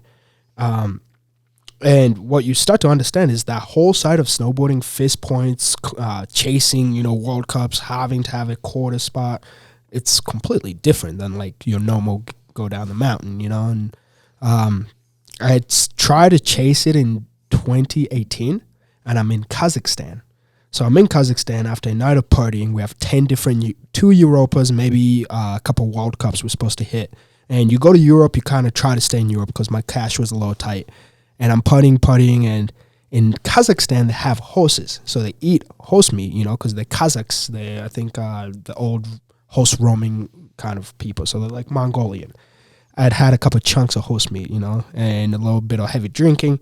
And the next day, I'm supposed to be competing, so I'm supposed to have practice and then competition, but I'm like yakking, and I did not want to tell Michael Bell I was drinking the night before, so you're like, all right, I'll go to the hospital, I'll get an anti-nausea pill. Well, I go to the hospital, they give me an anti-nausea pill, but they realize I'm African. And they're like, oh, well, you don't have a doctor here, let's do a couple checks.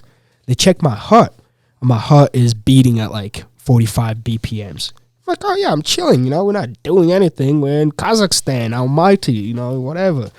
And they think I have a hole in my heart.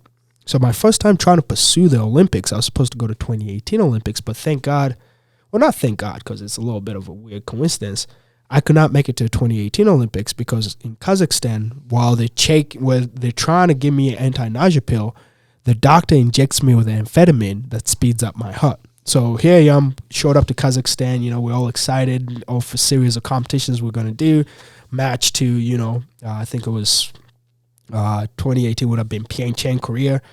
And I'm in the hospital in Kazakhstan they're telling me you got to get stapled, we have a hole, and I'm butt naked, and they have like doing cardiograms. My heart is just basically being shown there, and Michael Bell's not allowed to come in. I'm in a section with older patients, and they're telling me there's a hole in my heart. So they had to basically chemically and they had to call the head of cardio. They had to bring all the doctors and see if a competitor was going to die during a competition on their floor. And they were trying to prevent that while they're giving me amphetamine. So my heart's freaking out because normally it sits at 45, 40 BPMs. And these guys are like, oh, shit, you know, I think you have a hole in your heart. So my first run to the Olympics, unfortunately, it wasn't my own doing. I got drunk the night before, showed up in a Kazakh hospital, got shot up with speed, and almost had a heart attack. So I had to fly back to Mass General, spend like 2 weeks in a hospital, actually make sure I didn't have a heart attack. What ended up happening is I do have an abnormal arrhythmia, which happens from just being, you know, old. I don't know. Really, genetically, my genes are very old. And what happens is my heart beats very slow and it's very heavy, you know. It's from just the conditioning of the environment. And they did not have the EKGs to match that. So my EKGs are a little bit off, which the doctors in Kazakhstan were right on that aspect. But then they thought I had a hole, so they prematurely went through steps that they should not have. You were actually fine, though. Well, they gave me a hospital-induced heart attack. From the epigen. Yeah, because actually when they gave me, what they do is they give you a blood thinner if they think you have a hole. It thins out your blood so there's no cloggage, so your blood keeps flowing. And then they give you something to speed up the blood while it's thin. So, you know, almost like trying to find a leak in a tire, you can find it faster. So they actually gave me a heart attack because my heart does not go beyond 100. And so that really low resting heart rate, though, is also good for, like, long-distance running. Yeah, it's good for athletes, that's right? What it's like. Yeah. My sister was so good at running, I could eat a marathon, you know. I come from a country of marathons. Yeah, you know? do. Yeah. So, I've been to Kazakhstan, so is Chris. I don't know if I'd go into the hospital there. Yeah, that seems like a dicey and do that old whole thing. Soviet hospital, you know. Let them tell me there's a hole in the heart. I'd be a little sketched out. I was crying for 3 days, you know. Yeah. I called my mom, be like, I'm sorry, I'm a disappointment. This is where I'm lucky that I had a white mother, you know. So I called my African mother, and she's like, oh, my son, I'll pray for you. I called my white mother. I'm like, I think they're going to staple me. And she's like, all, wait, second what? opinion. I'll be there. I'm on the flight. You know, this lady took a flight. She did. She's like, went do out to not do Almaty. it. You know, so she shows up, and they're like, she's like, I'm here to pick up my son. They're like, what? I'm here to pick up my son. So you're under the Ugandan flag, competing under the Ugandan flag. But the loophole is, because I'm from Africa, they don't give out visas easily to travel. So I travel under the U.S. flag because I'm now a U.S. citizen. I'd flown in as a U.S. citizen, but I'm competing as a Ugandan athlete.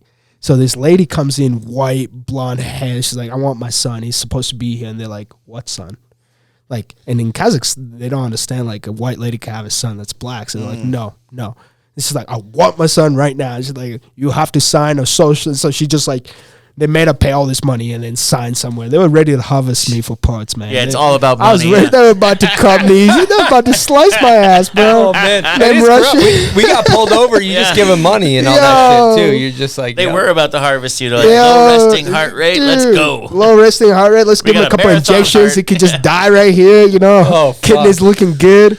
Wow. No, so, and then you fast forward to the next Olympics, and it's the COVID fucked you. Yeah, so that gave me a reason to go back to my sponsors, and you know, I was lucky to be fortunate to befriend a lot of families in Jackson. So shout out to Ryan Foley. Mr. Foley and his family have not only been so kind to me, but they are kind of those hidden angels that allow me to propel forward. Snowboarding is very expensive. Like, a lot of people don't understand that. While you're trying to go to school, trying to feed yourself, trying to be an adult, you're also trying to find points. And Uganda is not going to be like, oh, here's 100K. You know, they're just kind of like, oh, good boy. You know, you do that for the country.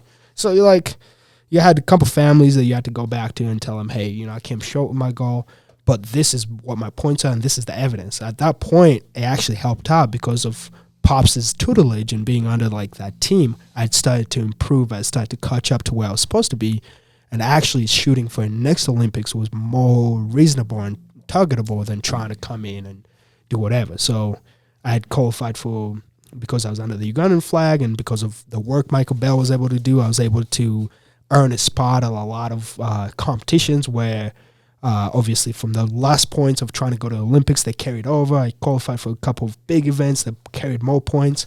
And if COVID had not happened, it was basically playing chase with points. You take your points and you go to the Olympics, you know, you wave the flag, you say what's up to Xi Jinping and call it a day. Amazing. Now I got to ask too, because talking about, you said something about like undereducated and under trick educated. What was the word you used? To my mother, I'm undereducated. To my peers, especially as I continued and improved with my snowboarding, I felt like I was underskilled. Now, I got to ask in regards to that, like, do you feel like acceptance amongst the snowboard community? Man, the level of acceptance I've been able to get, I think I had to earn it, So Yeah. there's a level of entrance. So you show up and people are curious. They see all these different competitions. They're like, okay. And then there's a couple competitions where I broke through, and I think whether it was snowing and people were struggling with speed, and I was just like, I'll eat knuckles. I was that kid who I'll fall. I think the hype from Far From Home was a little too much. And what happened is while I'm pursuing school, my brother and the partner with Galen Knowles that had come on board to create this film had created hype to try to sell a film. So all this hype was like, oh, he's going to be the next, Jamaican bobsled team. And here I am being like, bro, I'm not trying to be the next Eddie the Eagle, bro. Like, I'm not going to be a punk. So, like, while they're trying to, like, build up all the hype, I'd have to show up and match the hype, And as I started to show up, I realized, okay, you need to take this seriously. Not only are the coaches laughing at you as the top of the laps, but the riders are going to laugh at you if you don't, fucking back up the hype. So, and as I started to show them that I could back up the hype, like, the amount of friends and coaches that like will come up to me and be like, hey, can you do this? Shout out to Nicole. Nicole was the U.S. snowboard coach who, she would come up to me and be like, oh, hit it this way. Dave Reynolds I remember my being in Dew Tour, he came up to me and he's like, he did not have to. He's coaching Red and all this U.S. team. He's like, hey, you need to lean your weight forward. You kind of leaning back as you go into a bigger jump. It's snowing. You need to attack it, and continuously, like, the coaches of the U.S. team, the pipe coaches, and all these other teams just kind of bought in, and they were just like, yo, like, this dude is not that bad. Let's really give him pointers. I spent last October in Saas Fee, no coach, flew in by myself. I've done this 3 times now because of Charles Beckenham, and shout out to Charles and his family allowing me to come run the camp. But I came in and you have coaches, whether it's Danny Cass and you're like geeking out like, oh, Danny Cass is teaching me how to ride pipe. Or if it's like, I don't know, like Chloe's coach, or if it's the U.S. coach, they're all there just stoked to see that, you're backing it up with your mouth. And they see you enough at all these different entities that they're like, all right, this dude he's serious about it. Mm-hmm. Well said. How did you get linked up with Burton? Oh, man, I don't know. But I do want to say thank you to the Carpenter family, to my TM, Zach Nigro, Pat Dodge, and the Burton family, because I think that was the first time that a company really believed in what I can do, and believed in the bigger picture of just like, oh, maybe he's trying to make the Olympics. Let's try to get on the hype. It was one day before natural selection, the mountain had asked me to host because I'm a mountain rider. And, to Flying Brian, I think his mom said he was the first black kid to be sponsored by the mountain. But Jackson Hole, shout out to them, had been helping cut checks to allow me to compete. So because of Jackson Hole's support, they had chose me to show the Burton team around. And it happened to be on a day where, man, I think it was each hour was refilling. And when Jackson Hole, it's not a mountain that a lot of people are good snowboarders, but when you show up to Jackson, there's a reason why Blake Paul is a very great snowboarder. Like, that is his playground. You show up, you get humbled. And while showing these guys around, I think we had Donna Carpenter, George Carpenter, and like some of the heads. I just was like, what's the worst that can happen? Let me just show them a great time with Jackson. These guys don't think I'm, they're not looking at me. They're looking at bigger people. I'm never going to win a podium. And I think I showed them a great time enough that evening. I just kept getting invited to like kind of little get-togethers, and Zach and Pat reached out and were like, hey, man, we'll be honored if you could be on the team. And I don't know, I can't thank those guys enough because they've believed in me. I have So a dope. Patreon question for you along these lines. Do you want to talk about Patreon for a second? Yeah, sure. One of the cool things about Patreon that's kind of we don't talk about much, but I think it's fascinating too, is like if you look at our show, we're able to do this because of our sponsors, which are a huge help, because of people that that buy merch, but the Patreon's huge because we're largely a podcast that's funded by the people. And since we're funded by you guys, the listeners, we get to say whatever the fuck we want. So, we can swear, we can have cool guests on, anyone we want. If we want to talk shit on a brand, we can. If we're really not limited as to what we can and can't say. And that's thanks to you guys, our Patreon members and our sponsors and supporting us with the merch. So Patreon, great way to support the show. So this one is from Ricky DeMacchio. What was it like working with Zeb and Virgil on the upcoming Burton Off-White collab? Oh man! First of all, I just want to say rest in peace, Virgil Abloh. What he has done for snowboarding and for characters like myself and believing in me and honoring me as a steward of his line and allowing me to link up with Zeb. That's something that forever has changed my life and I would forever be grateful for. So shout out to Virgil and his team and that whole collab.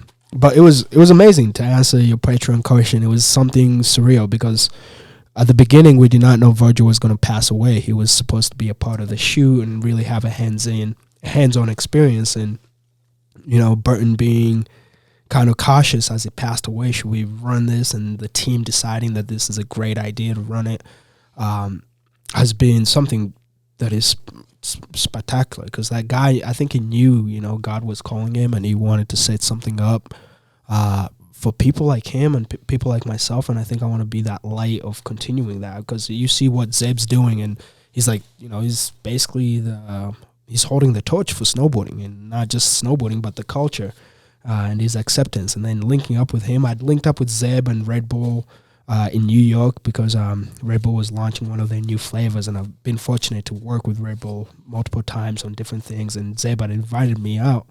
But it was not until that Virgil shoot where looking at that impact that, man, this is not just for me as a snowboarder or for Zeb as a snowboarder. This is for those kids that are not born yet, for the future. So I was just grateful the whole time, and I was just honestly, I've just been a fan my whole life, and the last couple of years I'm just a fan of snowboarding and a fan of the culture that I showed up as a fan, and I hope that showcases in the launch. And I think I mean by the time this episode comes out we could say this, but first day the first board raised $300,000. One board sold for $100,000. Ooh. So the impact that, that whole mission and the campaign that it's going to have, and then with Burton's commitment for $300,000 to buy pack programs, I mean, snowboarding is alive, and Virgil was here. He really killed it. And he was sick without telling anyone when you guys set that all up, so he would have, of course, wanted that to keep moving forward, or else he wouldn't have done it, I had a conversation. Yeah. I was fortunate to have a phone call with him, and just the stoke of he literally said it as if we're gonna ride tomorrow. Hey, yeah, I'll see you next month. And you're like, word. So he hit very hard hearing his passing, and yeah, man, Virgil was here. Passionate about snowboarding. He was passionate, and it's cool he did those projects in the end. And yeah, that's cool. I didn't know it raised that kind of money though. That's just the first soft release. That's so crazy. To see what Burton has lined up with and the designs he put his own penmanship to, and what the team is trying to do. And just, it's not just for the snowboarding and the action sports and outdoor industry, but it's kind of under this whole umbrella of fashion and kind of opening the gates to everybody, in many different entities where it's about time, it's 2022. Showing other kids too that there's a place in snowboarding for them and everyone's welcome. Well, there's also, that's a good kind of thing I want to dive into too, because if you think about it, from mine and Bud's perspective, we're two white dudes. I grew up snowboarding, and everybody, if you look at fucking 90%, 95% of snowboarders we got to see, this is white dudes, and so grew up, and I was, that guy looks like me. I can do that, and having yourself and Zeb and the black snowboarding community, seems like it's flourishing now. Do you get a ton of messages from kids that are you're inspiring them? I mean, all day. And then those kids are inspiring me, and I think for a core snowboarder, maybe they could look at me and be like, oh, aren't you the kid who tried to go to the Olympics? You know, maybe you're Eddie the Eagle. But for a kid who does not understand the intricacies of snowboarding and tricks at that level, they're looking at me as like, oh, wow, like, I how can I come ride with you? I have requests all the time. I met up with Jasper today, one of the homies being like, I made a trip to come try to ride with you. You know, I know you're around these areas, you know.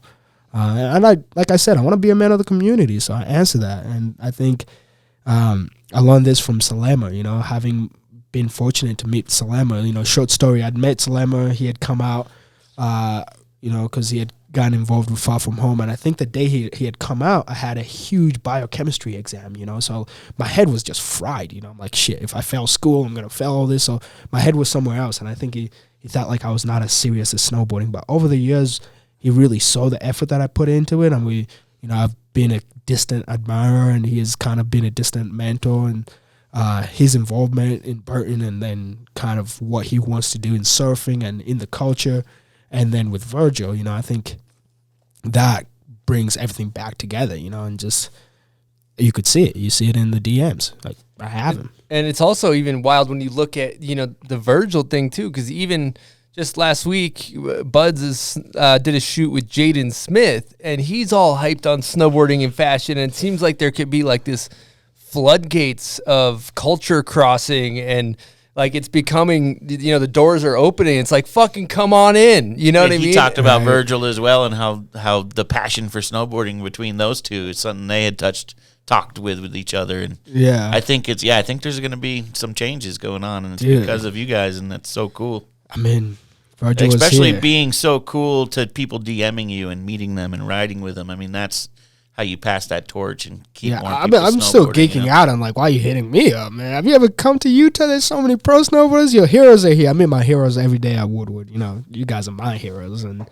you go to Brighton, you meet your heroes. So, like, having somebody geek out at that level and just, you know, the road that Salema and Virgil have been able to pave for individuals like myself to come in and be like, you know what, let's see if we could continue to carry that torch. And I was with a homie, Brian Reed, on a recent Burton shoot, and he's like, yeah, Travis Scott's manager's stoked. Like, Dave Chappelle's trying to get into it, and watching like A$AP Rocky, A$AP Ferg get into it.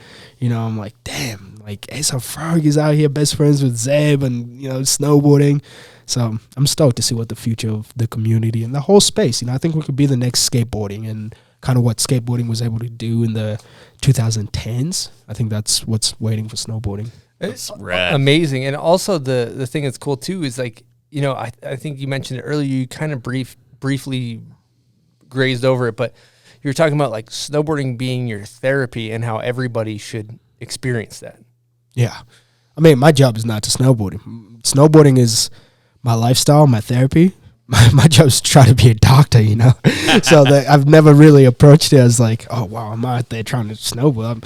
Every day, you know, I'm like, just grateful to be out there, and I look at it as a lifelong activity, almost like how people look at surfing, and less of like, you know, hop into it and try to chase the dream for 4 years or try to chase that sponsor that might last 3-4 years. I look at it as like you can find yourself in the mountains. Mm-hmm. It becomes that the thing that's great about skateboarding is it becomes a lifestyle. Yeah. Like you're like, what do you do? Like, I'm going to the skate park tonight. I go to the skate park, I see my friends. And the fact of the matter with snowboarding, the thing that is a bit of a barrier, obviously the fact that it's massively expensive, but it's also seasonal. So like, you know, how do you carry that passion on? I mean, it's like when summer comes, my brain doesn't turn off thinking about snowboard. It's still, you're still doing it in your head, even when it's not there. Yeah. But trying to get more people like us that are, it's our lifestyle, you know, like, and being proud to identify as a snowboarder, honestly, like something that's fucking cool. Not like, oh yeah, I'm a snowboarder. Like, no, I'm a fucking snowboarder. This shit's sick. Yeah. I got to meet like this dude, Dan Schultz, like this old like Whistler snowboard pro, and you just like, and Kevin Jones, and you're like, bro, like this is different. Like it's not only are you learning on how do you get through adversity, how do you, you know, overcome something, whether it's being cold, whether it's getting down a mountain, whether it's learning a trick, to how do you adapt as your body grows, as your injuries grow. And you know, I don't know. I'm here to stay in snowboarding and kind of die. I'm gonna be a dead snowboarder, die hard snowboarder until I die. And I think that's something that, you know, we can open up gateful for everybody. I think it would cheapen it, as you get more people with transportation, social media, and people having more access to things. Especially, I think what COVID did is it opened those floodgates. People do not want to just be siphoned up in mountains. In cities, or just doing the same activities. They really want to do something in case the same thing happens again, like another pandemic. Maybe you could be in the mountains by yourself, So, I don't know.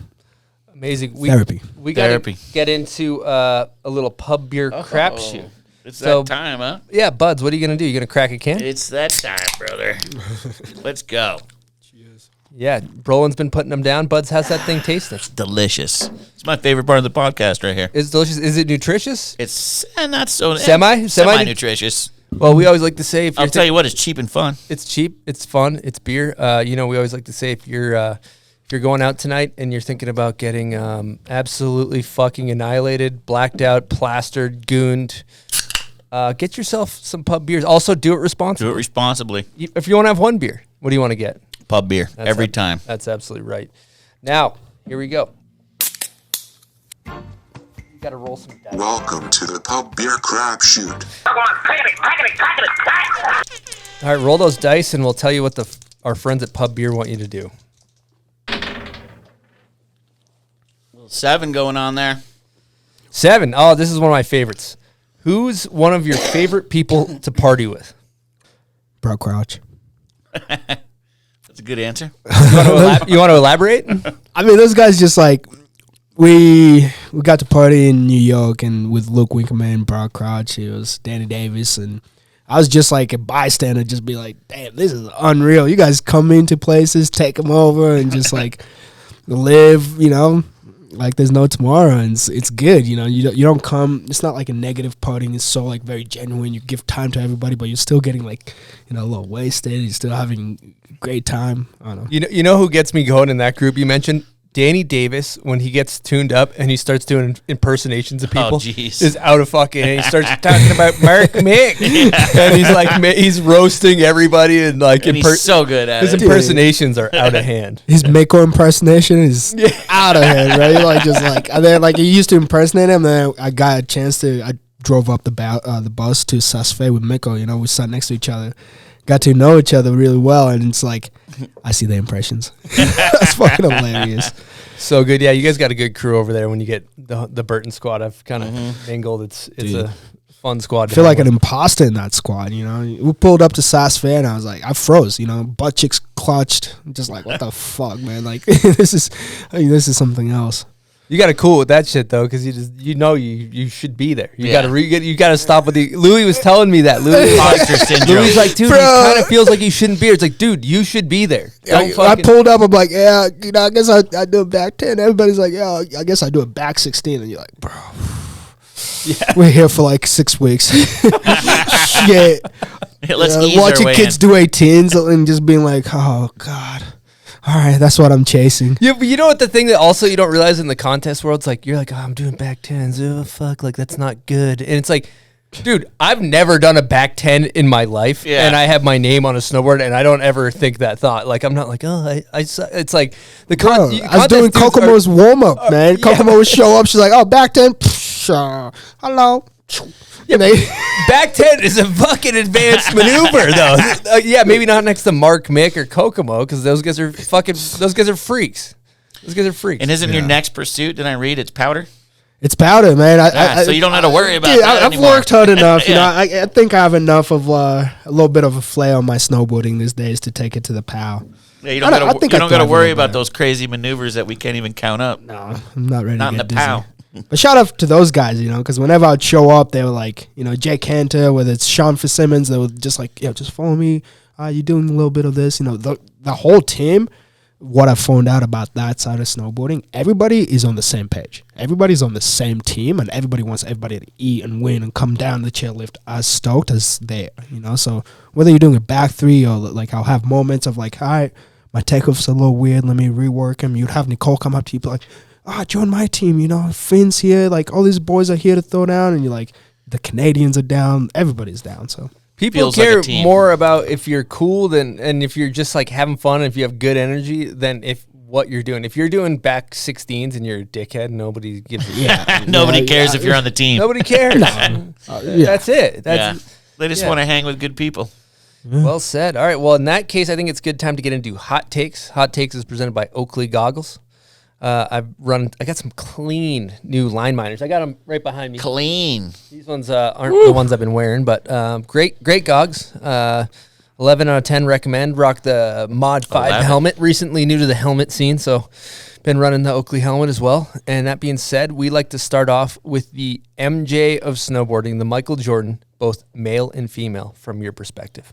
Oh, that's too easy, man. T. Ricky. I knew that was coming. That's T-Rick, solid. T-Rick.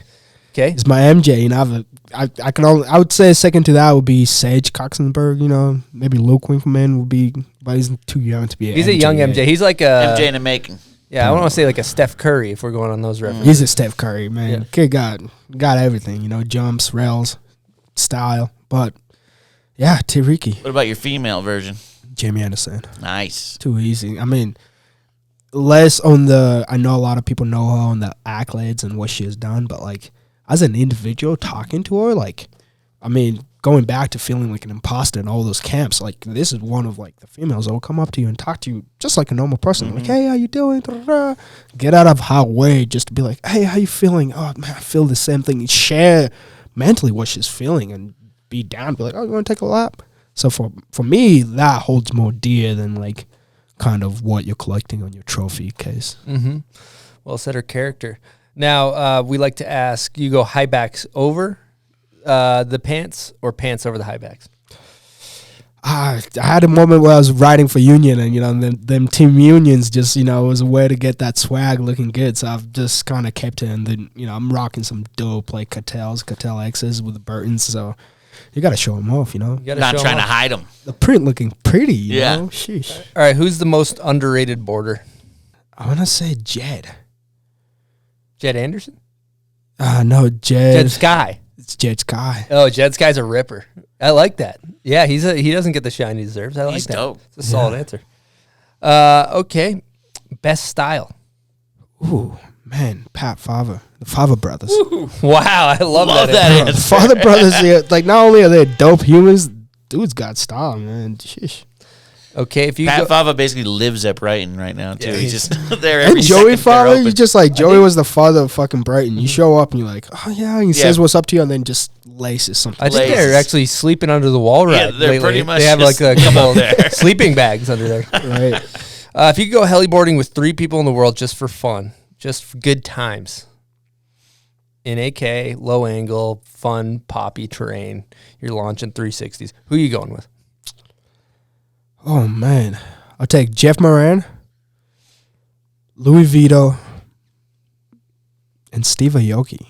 Woo! Yeah, I saw Amazing. you linked up with him recently. I went heliboarding with He took Steve you Aoki. heli? He took my ass Wait, heliboarding, what? bro. I Thank saw you, that Steve. last night. Hey, shout out. That was probably a memory. You know, You already lived 1/3 of this. One third of that memory. What made that transpire? Like, how did that all line up? No, sometimes, you know, my life has been kind of a crazy, like, circumstance filled thing. You know, you just get a call and you're like, hey, by the way, somebody requested you. And I got a call from Pat Dodge. He's like, hey, Steve Aoki wants you to come ride. You never know? met or anything. Never, you know, just drop Brolin, you know. I'm like, bro, it kind of pays to stand out a little bit.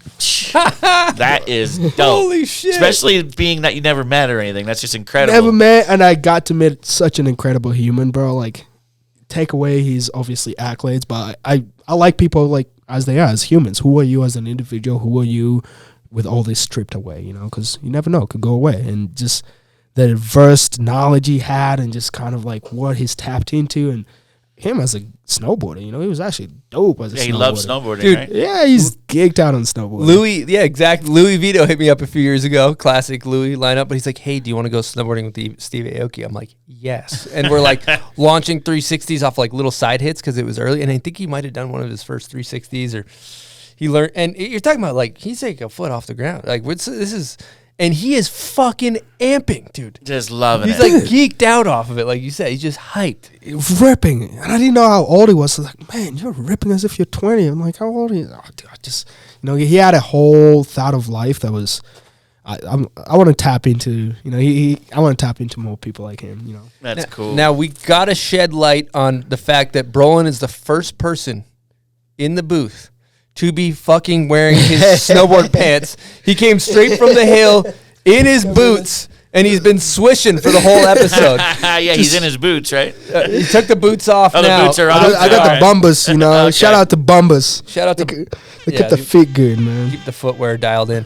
Yeah, slap some respect on wearing the snowboard pants in the studio. That's commitment to the Yeah, game. that's Yeah, I got to run up to Woodward, you know, take a couple laps. Yeah. Shout out to Woodward. You could take like 20-minute hot laps, you know. you're all bright in the morning, do Bright a in quick the morning. episode, then Squeeze hit in a Woodward. quick bomb hole. I got shit to do, dude. I got to get back out there. Hey, season is ending, man. It was such a short season in Utah, and I feel like it's just running away from us. So I hope it's gonna pile up, so like before it Miracle ends. You know what Munch. I mean? It's coming. More is coming. Well, we gotta talk about your setup. Our listeners love knowing what board you ride, your angles, your bindings, your edges, how you set it up. man, I'm on the host, man. This is probably the best host you could buy. The custom, obviously, everybody who competes or who rides, you know, versed park, all mountain, backcountry. I tested it out. I took it out in the backcountry at Whistler, it works. I took it out on big jumps, it works, and in normal riding, it just looks good underneath the feet. So just on the custom right now. Every once in a while, I run the tree, the hometown hero, and then I also run the 3 thinker. But the custom works. Is it special or is it just right out of the plastic? Dude, I'm just kind of average Joe. It's straight out of plastic, you Okay. know. What size is it? It is a 158, you know. So 158. The special ones, I wrote a couple of the special ones, and you know they changed mine. But I like the straight out of the box 158. Sometimes I run 160 if I'm trying to hit bigger jumps, but you know it's springtime, so 158. You got cartels on there? A little bit of cartels. I run them. I like to set up because of Jeff Moran. He taught me the high backs, heavy high backs. I'm I think a 2.5 on the high backs. You know, Your forward lean. that little forward lean. You have a little more edge control. Yeah, a little more edge control, a little more bending the knees. Since I learned how to snowboard late, I had an issue of bending my knees. I would just bend at the west. So the high backs really helped on that. And yeah, I'm actually running more switch setup than regular. So it's kind of set up to land switch. So I run a -10, -11. And then I run a little bit between an 8 and 9 on regular. So it's So you got set more up. angle on your back foot. It's more angle on the back foot, so you can, you know, because it's a little bit of a twin directional build of a board, so you can ride it a little more comfortable when you land switch. I like that. You detune or you just take them out of the plastic? Straight out of the board, man. Rails still is not my best friend. I never see myself going out to the streets to hit him, so you need those edges for the big jumps. So All right, Brolin, man, we've fucking had a banter journey here. This has been a great podcast. I'm like inspired, and I'm just happy I got to have this conversation with you. Before we wrap this thing up, we always got to ask about thank yous. You want to throw some thank yous out? yeah, I just first of all, I just want to throw thank you to my parents for, you know, giving me the opportunity to be alive. I don't know if they thought I would make it this far. Susan Mygat, Sandy, and Chris Hessler for giving me a family. My sponsors, my team manager, Pat and Zach, and everybody at Burton. But really, I want to also thank, Ryan Foley and his family for supporting me, and also Jeff Moran for having my back throughout this whole process, and Nick Popolowski for humbling me and believing in me and really making me the snowboarder I am, and with the support of Michael Bell and my brother Phil Hessler, for everybody that was able to have my back. And for some of those people, that's speaking towards Bombas. Bombas was a company that, you know, I ran into them. It was Alex Cohen who met me playing basketball while I was living in my car at Trillium at Mount Hood, trying to learn how to use snowboard in the summers. And I did not know of the company. It was a small company in New York, and met the owners, Randy Goldberg and Aaron Walk, and they have so far had my back ever since. So I just want to say major shout out to those guys, and thank They're you. a sock company too, right? Yeah, they're a sock company. And thank you so much for you guys hosting me, the whole family, Ethan, Chris. Such a fucking dream come true. So I don't want to cool cry, to have but you like on it's an here. honor, bro. It's an honor, you know. What's crazy is you hear your whole story, and it's so easy to forget you're going to be a doctor one day. Hey, Just think of you as a snowboarder. man, don't you sue know? me yet. You know, there's steps to that. Well, where can people find you, like on Insta or social or all that? Man, I'm live on Insta. Like I said, I'd like to be a community man. So you DM me, I got you. I'll DM you back, man. I'll be on my phone too much. But Insta, if you see me in Utah, you see me, I don't know, you see me in Wyoming. Shout out to Sandra with Visit Utah. Became a Utah, was on the process, worked with Utah Tourism, and I've been representing as an ambassador the state of Utah. So, I get a lot of people shouting me out, seeing me everywhere. So, hey, if you see me somewhere traveling, I'm always in the airport, sleeping in airports, sleeping on the streets, hit me up. What's your Instagram? My Instagram is the Byron Ma. So, you need it to be incognito because of medical schools. They kind of search you up, so you can't just throw out your name. Got you. All right. So I needed something that still was me, but allowed me to kind of separate, medicine and kind of being a professional doctor. Because I want my future patients. Hey, man, like I study hard. Don't sleep on me, but Well, amazing. It's been an amazing podcast, amazing conversation. You are inspiring so many people, and myself included. Just keep doing what you're doing, dude. We fucking love it. And that being said, I want to say thank you to all of our listeners. If you haven't yet, don't be afraid to subscribe to the podcast so you don't miss any. Thank you for all of our Patreon members. You guys fucking rule. And we'll have another episode coming at you guys next week. Over and out from the bomb hole.